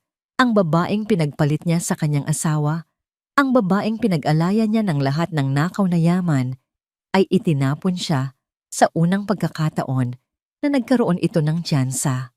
Walang pag-ibig, walang katapatan. Isa lang itong transaksyon na nalugi. Sa gitna ng kanyang pagluluksa sa sariling katangahan, bumukas ang pinto. Pumasok si Attorney Jax kasama ang isang opisyal ng Embahada ng Pilipinas. Nakasuot si Jax ng formal na suit. Ang kanyang mukha ay seryoso at walang bahid ng awa. Attorney Jax, tawag ni Magnus umaasa. Tulungan mo ako. Kaibigan tayo. 'Di ba? Sabihin mo sa kanila na setup lang ito. Si Amaryllis, siya ang may gawa nito. Umiling si Jax. Lumapit siya sa mesa at inilapag ang isang dyaryo mula sa Maynila. Ang headline ay nakasulat sa malalaking letra. Misteryosong pagkawala ng pondo sa Villarreal Empire. CEO Magnus Villarreal huli sa Singapore. Wala na akong magagawa, Magnus. Malamig na sagot ni Jax. Ang utos ng Board of Directors ay ipakulong ka. At tungkol kay Amaryllis, siya ang nagbigay ng tip sa mga otoridad dito. Ginawa niya iyon upang protektahan ang kumpanya mula sa iyo. Sa mata ng publiko, siya ang bayaning asawa na nagsakripisyo ng kanyang damdamin para sa katarungan. Napapikit si Magnus. Ang talino ni Amaryllis ay nakakatakot. Hindi lang siya nito ipinakulong. Winasak nito ang kanyang reputasyon habang pinapanatiling malinis ang sarili nitong pangalan. Siya ang kontrabida at si Amaryllis ang bida. Ito ang script na hindi niya nabasa. Samantala, sa isang tahimik na opisina sa Maynila, nakaupo si Amaryllis sa harap ng bintana. Ang ulan ay nagsisimula nang pumatak sa salamin, lumilikha ng maliliit na ilog na dumadaloy pababa. Hawak niya ang isang tasa ng mainit na tsokolate na gawa ni Nanay Sol. Napanood niya sa balita ang pag-aresto kay Magnus. Nakita niya ang video clip kung saan hinihila ito ng mga pulis. Ang mukha nito ay puno ng kahihiyan habang tinatakpan ng coat. Dati, ang makita ang asawa niya sa ganoong kalagayan ay dudurog sa puso niya. Iiyak siya. Magmamakaawa siya sa Diyos na tulungan ito. Pero ngayon, wala siyang naramdaman kundi awa. Hindi para kay Magnus, kundi para sa sarili niya noon na nagmahal sa isang tulad nito. Pumasok si Nanay Sol sa kwarto, dala ang isang mainit na kumot. Ipinatong niya ito sa balikat ni Amaryllis. "Anak," malambing na tawag ng matanda. Tumawag ang abogado. "Gusto raw makipag-usap ni Magnus sa'yo. Isang beses lang daw. Nagmamakaawa." Humigpit ang hawak ni Amaryllis sa tasa. Ang init nito ay nagbigay ng lakas sa kanya. Alam niya ang gagawin ni Magnus. Gagamitin nito ang kanilang nakaraan. Gagamitin nito ang kanyang awa. Gagamitin nito ang salitang pagmamahal bilang sandata. Lumingon si Amaryllis kay Nanay Sol at ngumiti ng tipid. Ang ngiting iyon ay hindi ng ngiti ng isang biktima, kundi ng isang survivor. "Sabihin mo kay Jax na pupunta ako," sagot ni Amaryllis. "Hindi para makinig sa kanya, nanay, kundi para isara ang libro. Kailangan kong makita ang wakas ng kwentong ito gamit ang sarili kong mga mata." Tumango si Nanay Sol, naiintindihan ang pangangailangan ng kanyang alaga. Ang pagpapatawad ay hindi nangangahulugang paglimot at ang kalayaan ay nangangailangan ng formal na paalam. Nang gabing iyon, habang nag-aayos si Amaryllis ng kanyang gamit para sa flight pabalik ng Singapore, sa pagkakataong ito, bilang isang malayang babae, tumunog ang kanyang telepono. Isang numero mula sa kulungan. Hinayaan niya itong tumunog. Ang bawat ring ay tila sigaw ng isang nalulunod na tao. Hindi niya sinagot. Pinanood lang niya ang ilaw ng screen hanggang sa mamatay ito at bumalik sa kadiliman. Hindi na siya ang sumasagot sa bawat tawag. Hindi na siya ang laging nariyan. Natuto na siyang pumili kung sino ang kanyang pakikinggan. At sa pagkakataong ito, pinili niyang pakinggan ang sarili niyang katahimikan. Ang silid-bisita ng piitan ay malamig at kulay abo. Isang makapal na salamin ang namamagitan sa mundo ng mga malaya at mundo ng mga nakakulong. Nakaupo si Amaryllis sa harap ng salamin. Ang kanyang postura ay tuwid at marangal. Suot ang isang simpleng itim na bestida na lalong nagpapatingkad sa kanyang kaputian. Wala siyang suot na alahas maliban sa isang pares ng hikaw na perlas na bigay ng kanyang ina. Ang kanyang mga kamay ay nakapatong ng payapa sa mesa, hindi nanginginig, hindi nagagalaw. Sa kabilang panig ng salamin, pumasok si Magnus. Ilang araw pa lang ang nakalilipas, ngunit parang ilang taon na ang tanda ng kanyang mukha. Ang dating makinis at mayabang na CEO ay isa ng anino ng kanyang sarili. Gusot ang kanyang orange na uniforme, may itim na bilog sa ilalim ng kanyang mga mata, at ang kanyang buhok ay magulo. Nang makita niya si Amaryllis, isang kislap ng pag-asa o desperasyon ang sumilay sa kanyang mga mata. Mabilis na umupo si Magnus at dinampot ang telepono sa kanyang panig. Kinuha rin ni Amaryllis ang sa kanya. Ang plastic na receiver ay malamig sa kanyang tainga. "Ryle," garalgal na boses ni Magnus ang unang narinig niya. "Salamat at dumating ka. Alam kong hindi mo ako matitiis. Alam kong mahal mo pa rin ako." Tinitigan lang siya ni Amaryllis. Ang mga salitang "mahal kita" mula sa bibig ng lalaking ito ay dati-rati musika sa kanyang pandinig.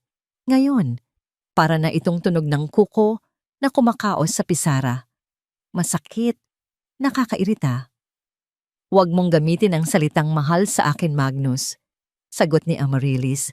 Ang kanyang boses ay kalmado, ngunit matigas gaya ng bakal. "Wala kang karapatang bigkasin yan."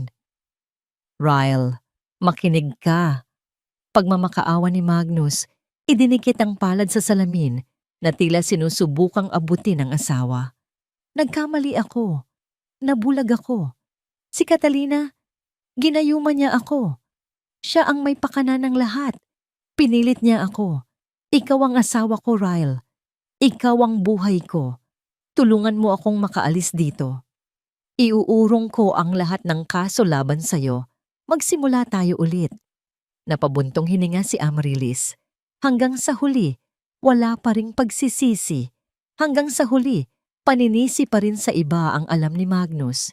Hindi nito matanggap na ang kasakiman niya ang nagdala sa kanya rito. Wala kang kasong iuurong laban sa akin, Magnus, dahil wala akong kasalanan, mariing sabi ni Amaryllis. At tungkol kay Catalina, huwag mong ibintang sa kanya ang desisyong ikaw mismo ang gumawa. Ikaw ang pumirma. Ikaw ang nagnakaw. Ikaw ang nagtaksil. Siya ay kasangkapan lang ng sarili mong kahinaan. Tumulo ang luha ni Magnus. Ryle, please. Utang na loob. Pinagsilbihan ko ang pamilya mo ng 10 taon. Minahal kita. Huwag mo akong hayaang mabulok dito. Pinagsilbihan? Mapait na tawa ni Amaryllis. Ninakawan mo kami. At minahal? Ang pagmamahal ay hindi nananakit. Ang pagmamahal ay hindi nagnanakaw ng kinabukasan ng iba. Ang ginawa mo sa akin, Magnus, ay hindi pagmamahal. Iyon ay panggagamit. Inilabas ni Amaryllis ang isang brown na envelope mula sa kanyang bag. Ipinatong niya ito sa harap ng salamin. Ano yan? Tanong ni Magnus. Nanginginig ang boses. Annulment papers, sagot ni Amaryllis. Pimado ko na. Ang kailangan na lang ay ang pirma mo. Pero kahit hindi mo pirmahan yan, tapos na tayo. Ang Magnus na minahal ko ay namatay na noong gabing narinig kitang tumatawa habang tinatawag mo akong pathetic at matanda. Natigilan si Magnus. Naalala niya ang gabing iyon. Hindi niya alam na narinig pala siya ng asawa. Ang hiya at pagsisisi ay dahan-dahang gumapang sa kanyang mukha. Yumuko siya. Tinatakpan ang kanyang mga mata gamit ang kanyang kamay. Ang kanyang mga balikat ay yumanig sa tahimik na pag-iyak. Patawad, Ryle, bulong niya. Sa wakas ay totoo na. Patawad. Tumayo si Amaryllis. Tinitigan niya ang lalaking nakayuko sa kabilang panig. Dati, ang makita itong umiiyak ay magpapatakbo sa kanya para yakapin ito. Pero ngayon, ang nararamdaman niya ay awa. Awa para sa isang taong sinayang ang pinakamagandang bagay na dumating sa buhay niya. Pinapatawad na kita, Magnus, sabi ni Amaryllis. Nag-angat ng tingin si Magnus. May pag-asa. Pinapatawad kita, hindi para sa'yo, kundi para sa akin. Ayokong dalhin ang bigat ng galit sa bago kong buhay. Malaya ka na sa galit ko. At ako, malaya na ako sa'yo. Ibinaba ni Amaryllis ang telepono. Tinalikuran niya ang salamin. Hindi na siya lumingon kahit kailan. Ang bawat hakbang palabas ng piitan ay hakbang patungo sa liwanag. Paglabas niya ng gate ng presinto, sumalubong sa kanya ang init ng araw ng Singapore. Huminga siya ng malalim. Ang hangin ay sariwa. Walang halong amoy ng kasinungalingan. Sa di kalayuan, nakasandal sa isang itim na kotse si Attorney Jack. Naka-shades ito, pero nang makita niya si Amaryllis, tinanggal niya ang salamin at ngumiti. Isang nangiti na tapat, payapa, at naghihintay. Naglakad si Amaryllis palapit sa kanya. Nang makalapit siya, hindi nagsalita si Jax. Binuksan lang nito ang pinto ng kotse para sa kanya. Pero bago sumakay si Amaryllis, huminto siya sa harap ng kaibigan. Tiningnan niya si Jax, ang lalaking laging nandyan, laging nakikinig, laging sumusuporta nang walang hinihinging kapalit. Sa kauna-unahang pagkakataon, sa loob ng mahabang panahon, naramdaman ni Amaryllis na pwede siyang maging mahina. Dahan-dahang isinandal ni Amaryllis ang kanyang ulo sa balikat ni Jax. Nanigas sandali si Jax, tila nagulat. Bago dahan-dahang ipinatong ang kanyang kamay sa buhok ni Amaryllis. Hindi mahigpit, hindi mapilit. Isang haplos na nagsasabing, nandito lang ako. At doon, sa gitna ng parking lot, sa ilalim ng maliwanag na sikat ng araw, bumigay ang mga pader na itinayo ni Amaryllis. Ang mga luhang pinigilan niya sa harap ni Magnus, ang mga hikbing kinimkim niya sa loob ng maraming buwan, ay kumawala. Umiyak siya ng walang pigil, hindi dahil sa sakit, kundi dahil sa ginhawa. Umiyak siya para sa 10 taong nasayang, para sa tiwalang nasira, at para sa pagod ng kanyang puso. Naramdaman niya ang pagtibok ng puso ni Jax sa kanyang pisngi. Isang matatag at kalmadong ritmo na tila duyan sa kanyang nagwawalang emosyon. Hinayaan lang siya ni Jax. Hindi ito nagtanong. Hindi nagpatahan. Niyakap lang siya nito ng buong pag-iingat. Tila ba siya ay isang babasaging porselana na muling binubuo. Tapos na, Ryle. Bulong ni Jax. Ang boses ay malambot at puno ng kasiguraduhan. Tapos na ang bagyo. Ligtas ka na. Tumango si Amaryllis sa dibdib nito. Ang amoy ni Jax, amoy ng malinis na sabon at lumang papel, ay napakapamilyar at napakaligtas. Sa sandaling iyon, naramdaman niya na hindi lang siya basta nakaligtas. Siya ay nakauwi na. Hindi sa isang bahay kundi sa isang pakiramdam. Nang humupa ang kanyang pag-iyak, dahan-dahang kumala si Amaryllis. Pinahida ni Jax ang mga luha sa kanyang pisngi gamit ang kanyang hinlalaki. Isang kilos na napaka-intimate ngunit puno ng respeto. Salamat, Jax, sabi ni Amaryllis, ang boses ay paos pa. Para sa lahat.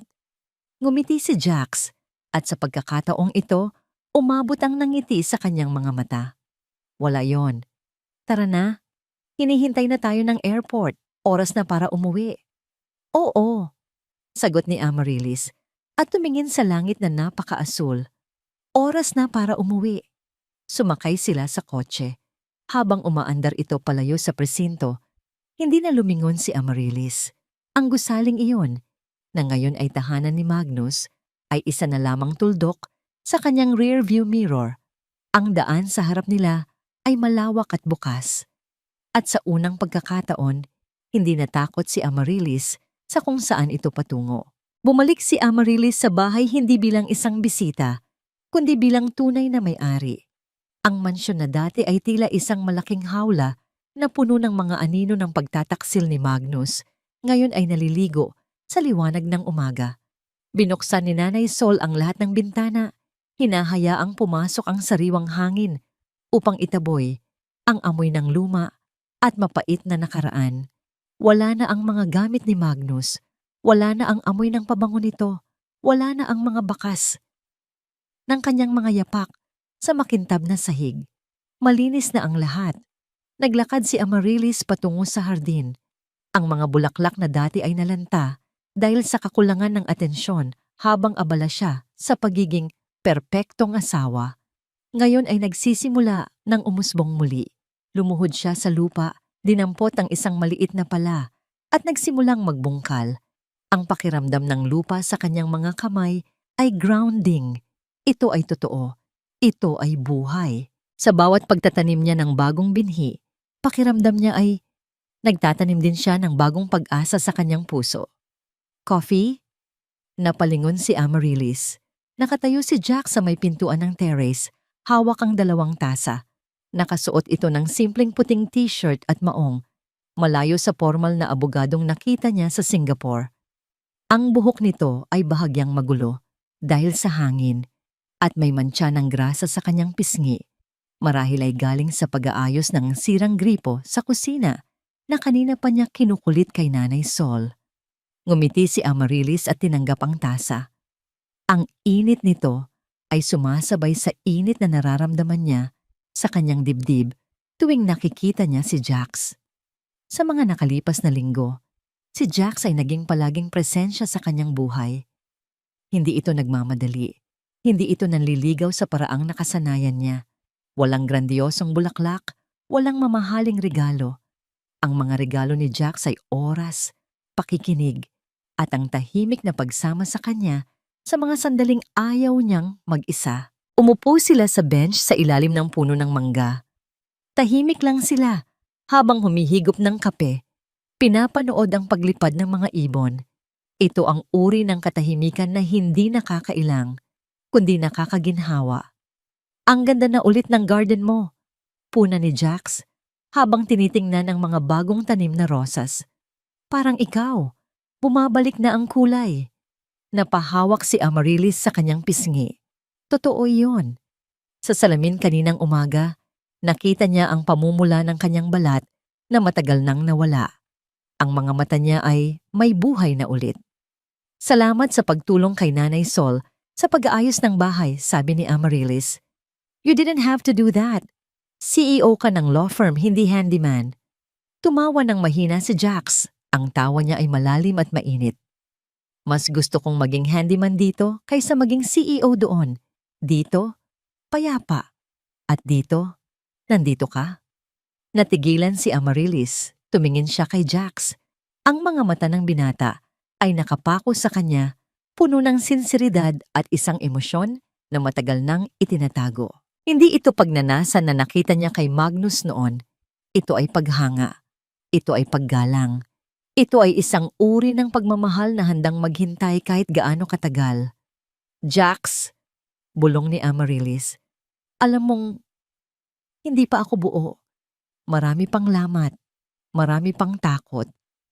Alam ko, sagot ni Jax, at dahan-dahan niyang inabot ang kamay ni Amaryllis na nasa ibabaw ng bench. Hindi niya ito hinawakan ng mahigpit. Ipinatong lang niya ang kanyang palad sa ibabaw ng palad nito. Nagbibigay ng option kay Amaryllis na bumitaw kung gusto niya. Hindi ako nagmamadali, Ryle. Hindi ko kailangang ikaw ay maging buo agad. Handa akong samahan ka habang pinupulot mo ang mga piraso, kahit gaano katagal, kahit abutin pa ng taon. Tiningnan ni Amaryllis ang kanilang mga kamay. Ang kamay ni Jax ay malaki, magaspang at mainit. Ibang-iba sa makinis at malamig na kamay ni Magnus. Sa kamay na ito, naramdaman niya ang seguridad. Naramdaman niya na hindi siya nag-iisa sa kanyang pagbangon. Bakit? Tanong ni Amaryllis. Ang boses ay nanginginig. Bakit ako? Matapos ang lahat ng nangyari, sira na ako. Dahil ang mga sirang bagay, kapag inayos ay mas tumitibay. Sagot ni Jax, tumitingin diretso sa kanyang mga mata. Kintsugi, iyon ang tawag ng mga Hapon. Inaayos nila ang mga basag na paso gamit ang ginto. Ang mga lamat ay hindi itinatago. Ipinapakita ito dahil bahagi ito ng kwento. At ikaw, Amaryllis, ang mga peklat mo ang nagpapaganda sa'yo. You are stronger, wiser, and more beautiful because of what you survived. Naramdaman ni Amaryllis ang pag-init ng sulok ng kanyang mga mata. Sa loob ng 10 taon, pinaramdam sa kanya na ang kanyang halaga ay nakabase sa pagiging perpekto. Ngayon, may isang taong nagsasabi sa kanya na ang kanyang mga sugat ay ginto. Hindi siya sumagot. Sa halip dahan-dahan niyang ipinihit ang kanyang palad upang hawakan din ang kamay ni Jax. Ang kanilang mga daliri ay nagtagpo, naglock, at nagbigay ng pangako na walang salita. May pupuntahan ako sa Sabado, sabi ni Jax. Binasag ang seryosong usapan gamit ang masiglang tono. Sa Batangas, dagat, hangin. Gusto mo bang sumama? Walang agenda, walang pressure, just breathing. Ngumiti si Amaryllis. Dagat. Ang lawak ng karagatan na walang hangganan. Iyon ang kailangan niya. Oo, Jax, sagot niya. Gusto kong huminga. At sa sandaling iyon, sa ilalim ng lilim ng puno, sa piling ng isang lalaking handang maghintay, naramdaman ni Amaryllis ang unang pintig ng isang bagong puso. Hindi pa ito pag-ibig na nag-aalab, ngunit ito ay isang binhi. Isang binhi na itinanim sa matabang lupa ng pagkakaibigan at respeto na balang araw ay uusbong bilang isang pag-ibig na totoo at wagas.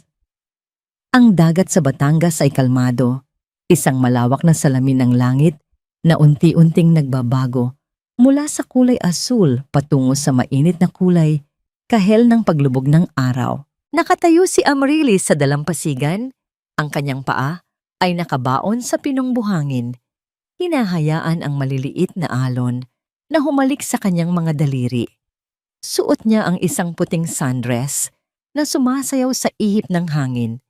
Isang malaking pagbabago mula sa mabibigat at madidilim na damit na isinuot niya noong siya ay nakakulong sa anino ni Magnus. Sa kanyang likuran, nakaupo si Jack sa isang banig, abala sa pag-aayos ng kanilang merienda. Hindi ito tumitingin sa dagat. Nakatingin ito sa kanya. Ramdam ni Amaryllis ang bigat ng tingin nito. Hindi nakakailang, kundi nakakaginhawa.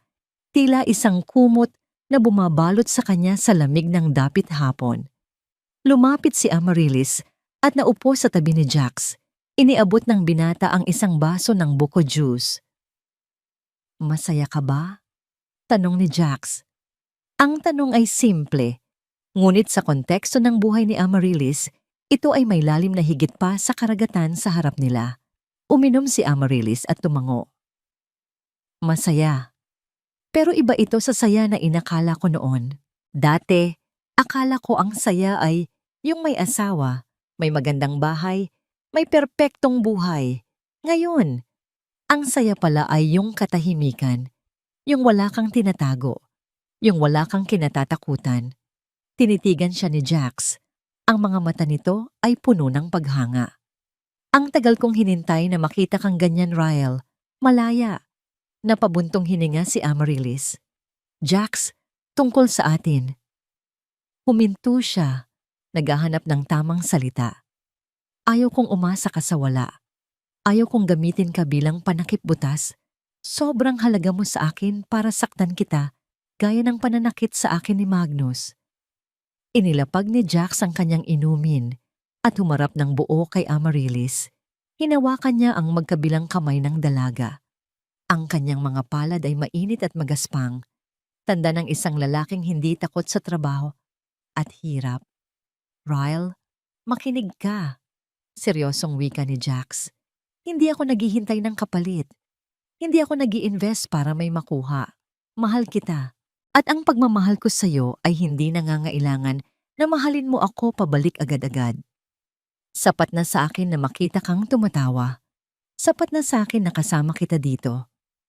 Kung darating ang araw na handa ka ng magmahal ulit, nandito lang ako.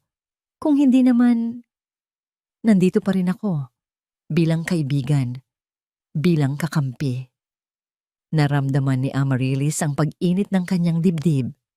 Sa buong buhay niya, nasanay siya na ang pag-ibig ay transaksyon. Mahalin mo ako at bibigyan kita ng bahay. Maging mabuting asawa ka at hindi ako mambababae. Kay Magnus, laging may kondisyon. Pero kay Jax, ito ay biyaya. Walang hinihinging kabayaran.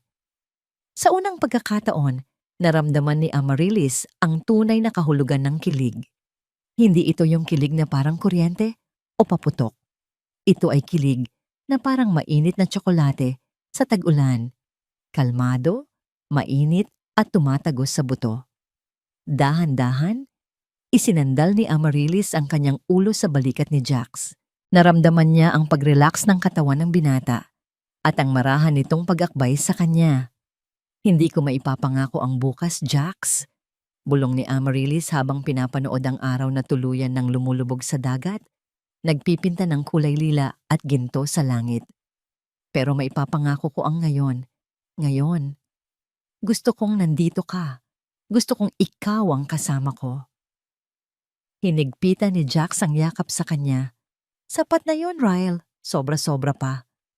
Nanatili silang ganoon hanggang sa lumabas ang mga bituin.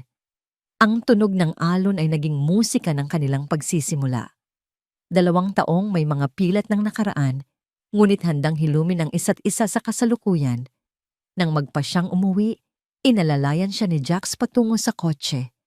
Bago sumakay, may inabot si Jax sa kanya, isang maliit na sobre. "Ano to?" tanong ni Amaryllis. "Galing sa city jail," sagot ni Jax. Ang boses ay bahagyang tumigas. "Sulat mula kay Magnus. Ipinabibigay niya sa'yo. Desisyon mo kung babasahin mo o itatapon."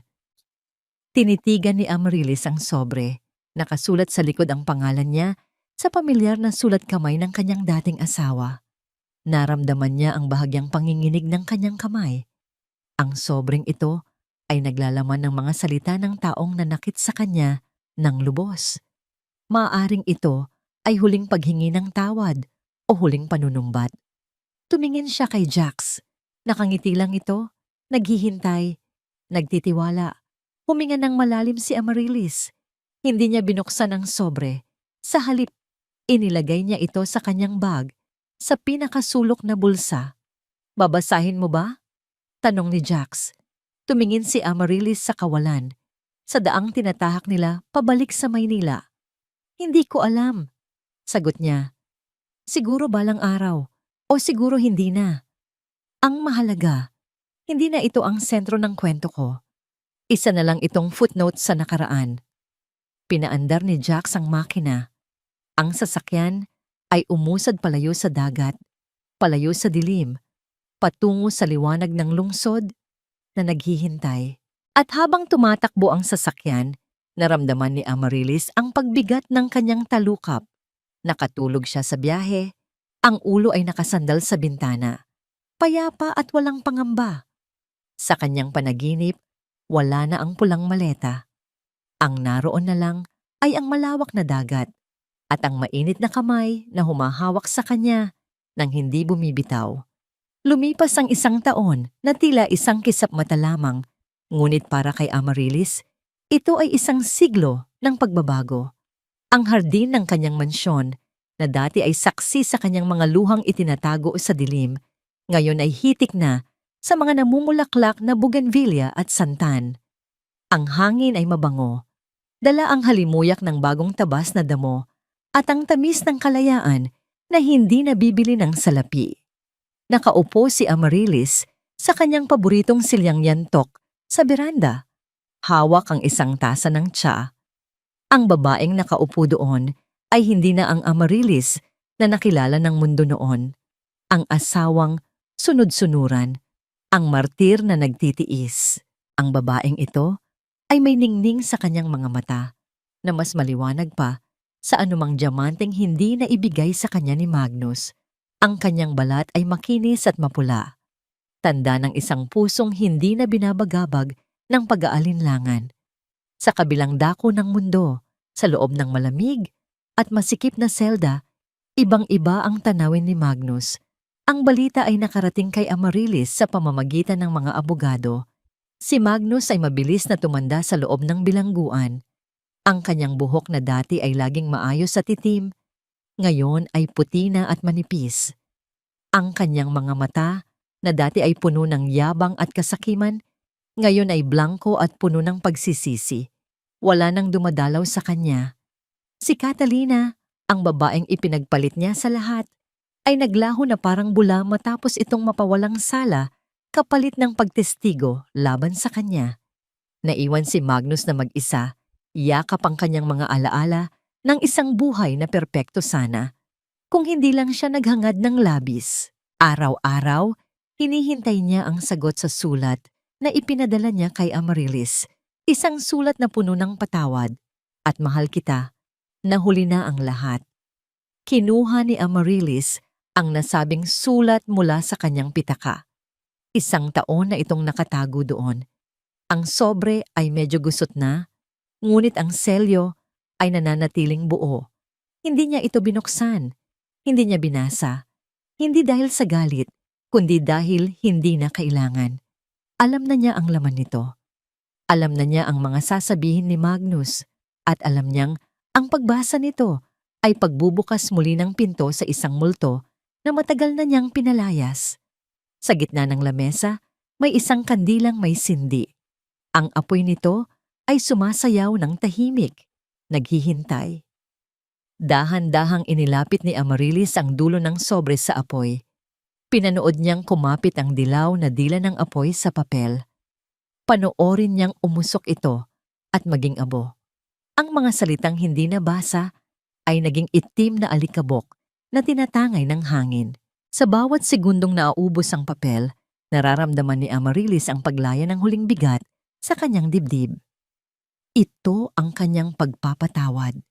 Hindi isang pagtanggap sa muling pagbabalik, kundi isang pagpapalaya sa nakaraan. Pinatawad na niya si Magnus, hindi para sa ikapapayapa nito, kundi para sa sarili niyang katahimikan. Tapos na! Bulong ni Amaryllis sa hangin. Sa di kalayuan, sa gitna ng malawak na damuhan, narinig niya ang masayang pagtahol ng isang aso. Isang golden retriever ang tumatakbo ng mabilis, hinahabol ang isang frisbee. At sa likod nito, tumatakbo si Jax, Tumatawa ng malakas. Ang kanyang mukha ay puno ng purong ligaya. Huminto si Jax. Si Jax nang makita niyang nakatingin si Amaryllis. Kumaway ito. Ang pawis ay tumutulo sa noo, ngunit ang ngiti ay napakatamis. Ryle, halika dito. Ang ganda ng araw. Sigaw ni Jax. Tumayo si Amaryllis. Inayos niya ang kanyang bestida at humakbang pababa ng hagdan patungo sa damuhan. Hindi siya tumakbo. Naglakad siya ng may kasiguraduhan. Bawat hakbang ay pag-aari niya. Nang makalapit siya kay Jax, inabutan siya nito ng panyo para punasan ang pawis nito. Ngunit hinawakan ni Jax ang kanyang kamay at hinalikan ito. Isang halik na puno ng respeto at pangako ng isang bukas na walang halong panloloko. Ready ka na ba para sa lunch? Tanong ni Jax. Ready na ako. Sagot ni Amaryllis at tumingin siya ng diretso sa mga mata nito. Ready na ako sa lahat. Tumingin siya sa kalangitan. Naalala niya ang pulang maleta na naging sentro ng kanyang paghihiganti. Akala ni Magnus, ang laman noon ay pera.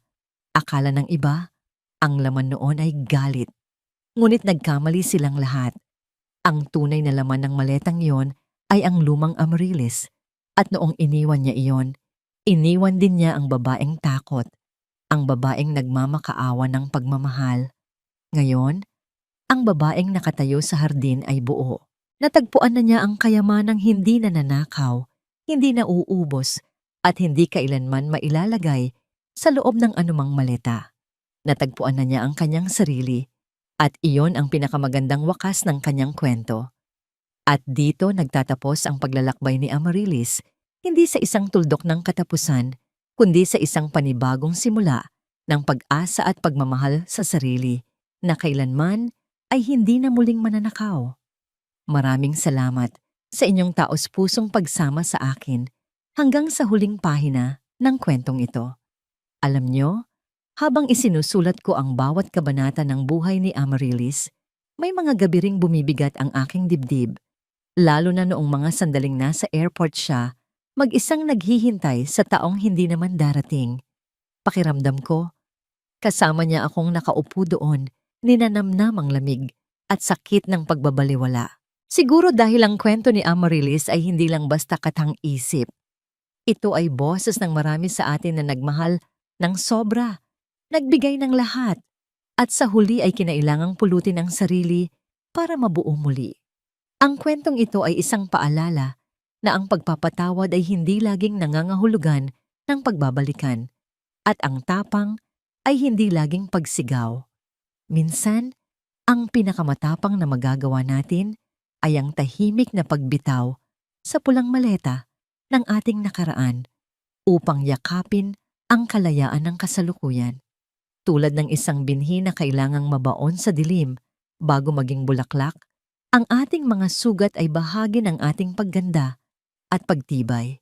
Pero bago tayo maghiwalay, may isang bagay na gumugulo sa isip ko at gusto kong hingi ng opinyon ninyo. Kung kayo ang nasa katayuan ni Amaryllis, susunugin niyo rin ba ang huling sulat ni Magnus nang hindi binabasa?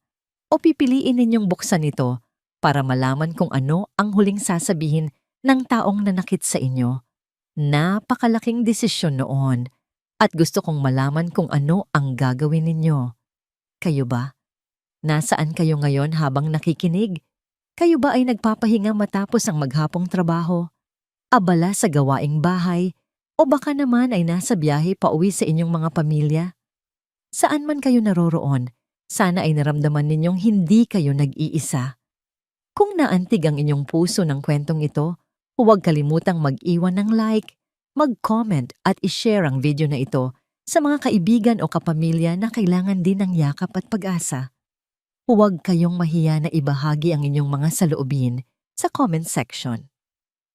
Binabasa namin ang bawat isa at gusto naming marinig ang inyong boses. At kung meron kayong sariling kwento ng pagbangon, sakit, o pag-ibig na gusto ninyong ibahagi, bukas ang aming pinto. Huwag kayong mag-atubiling ipadala ang inyong kwento sa amin. Dahil dito, handa kaming makinig at samahan kayo.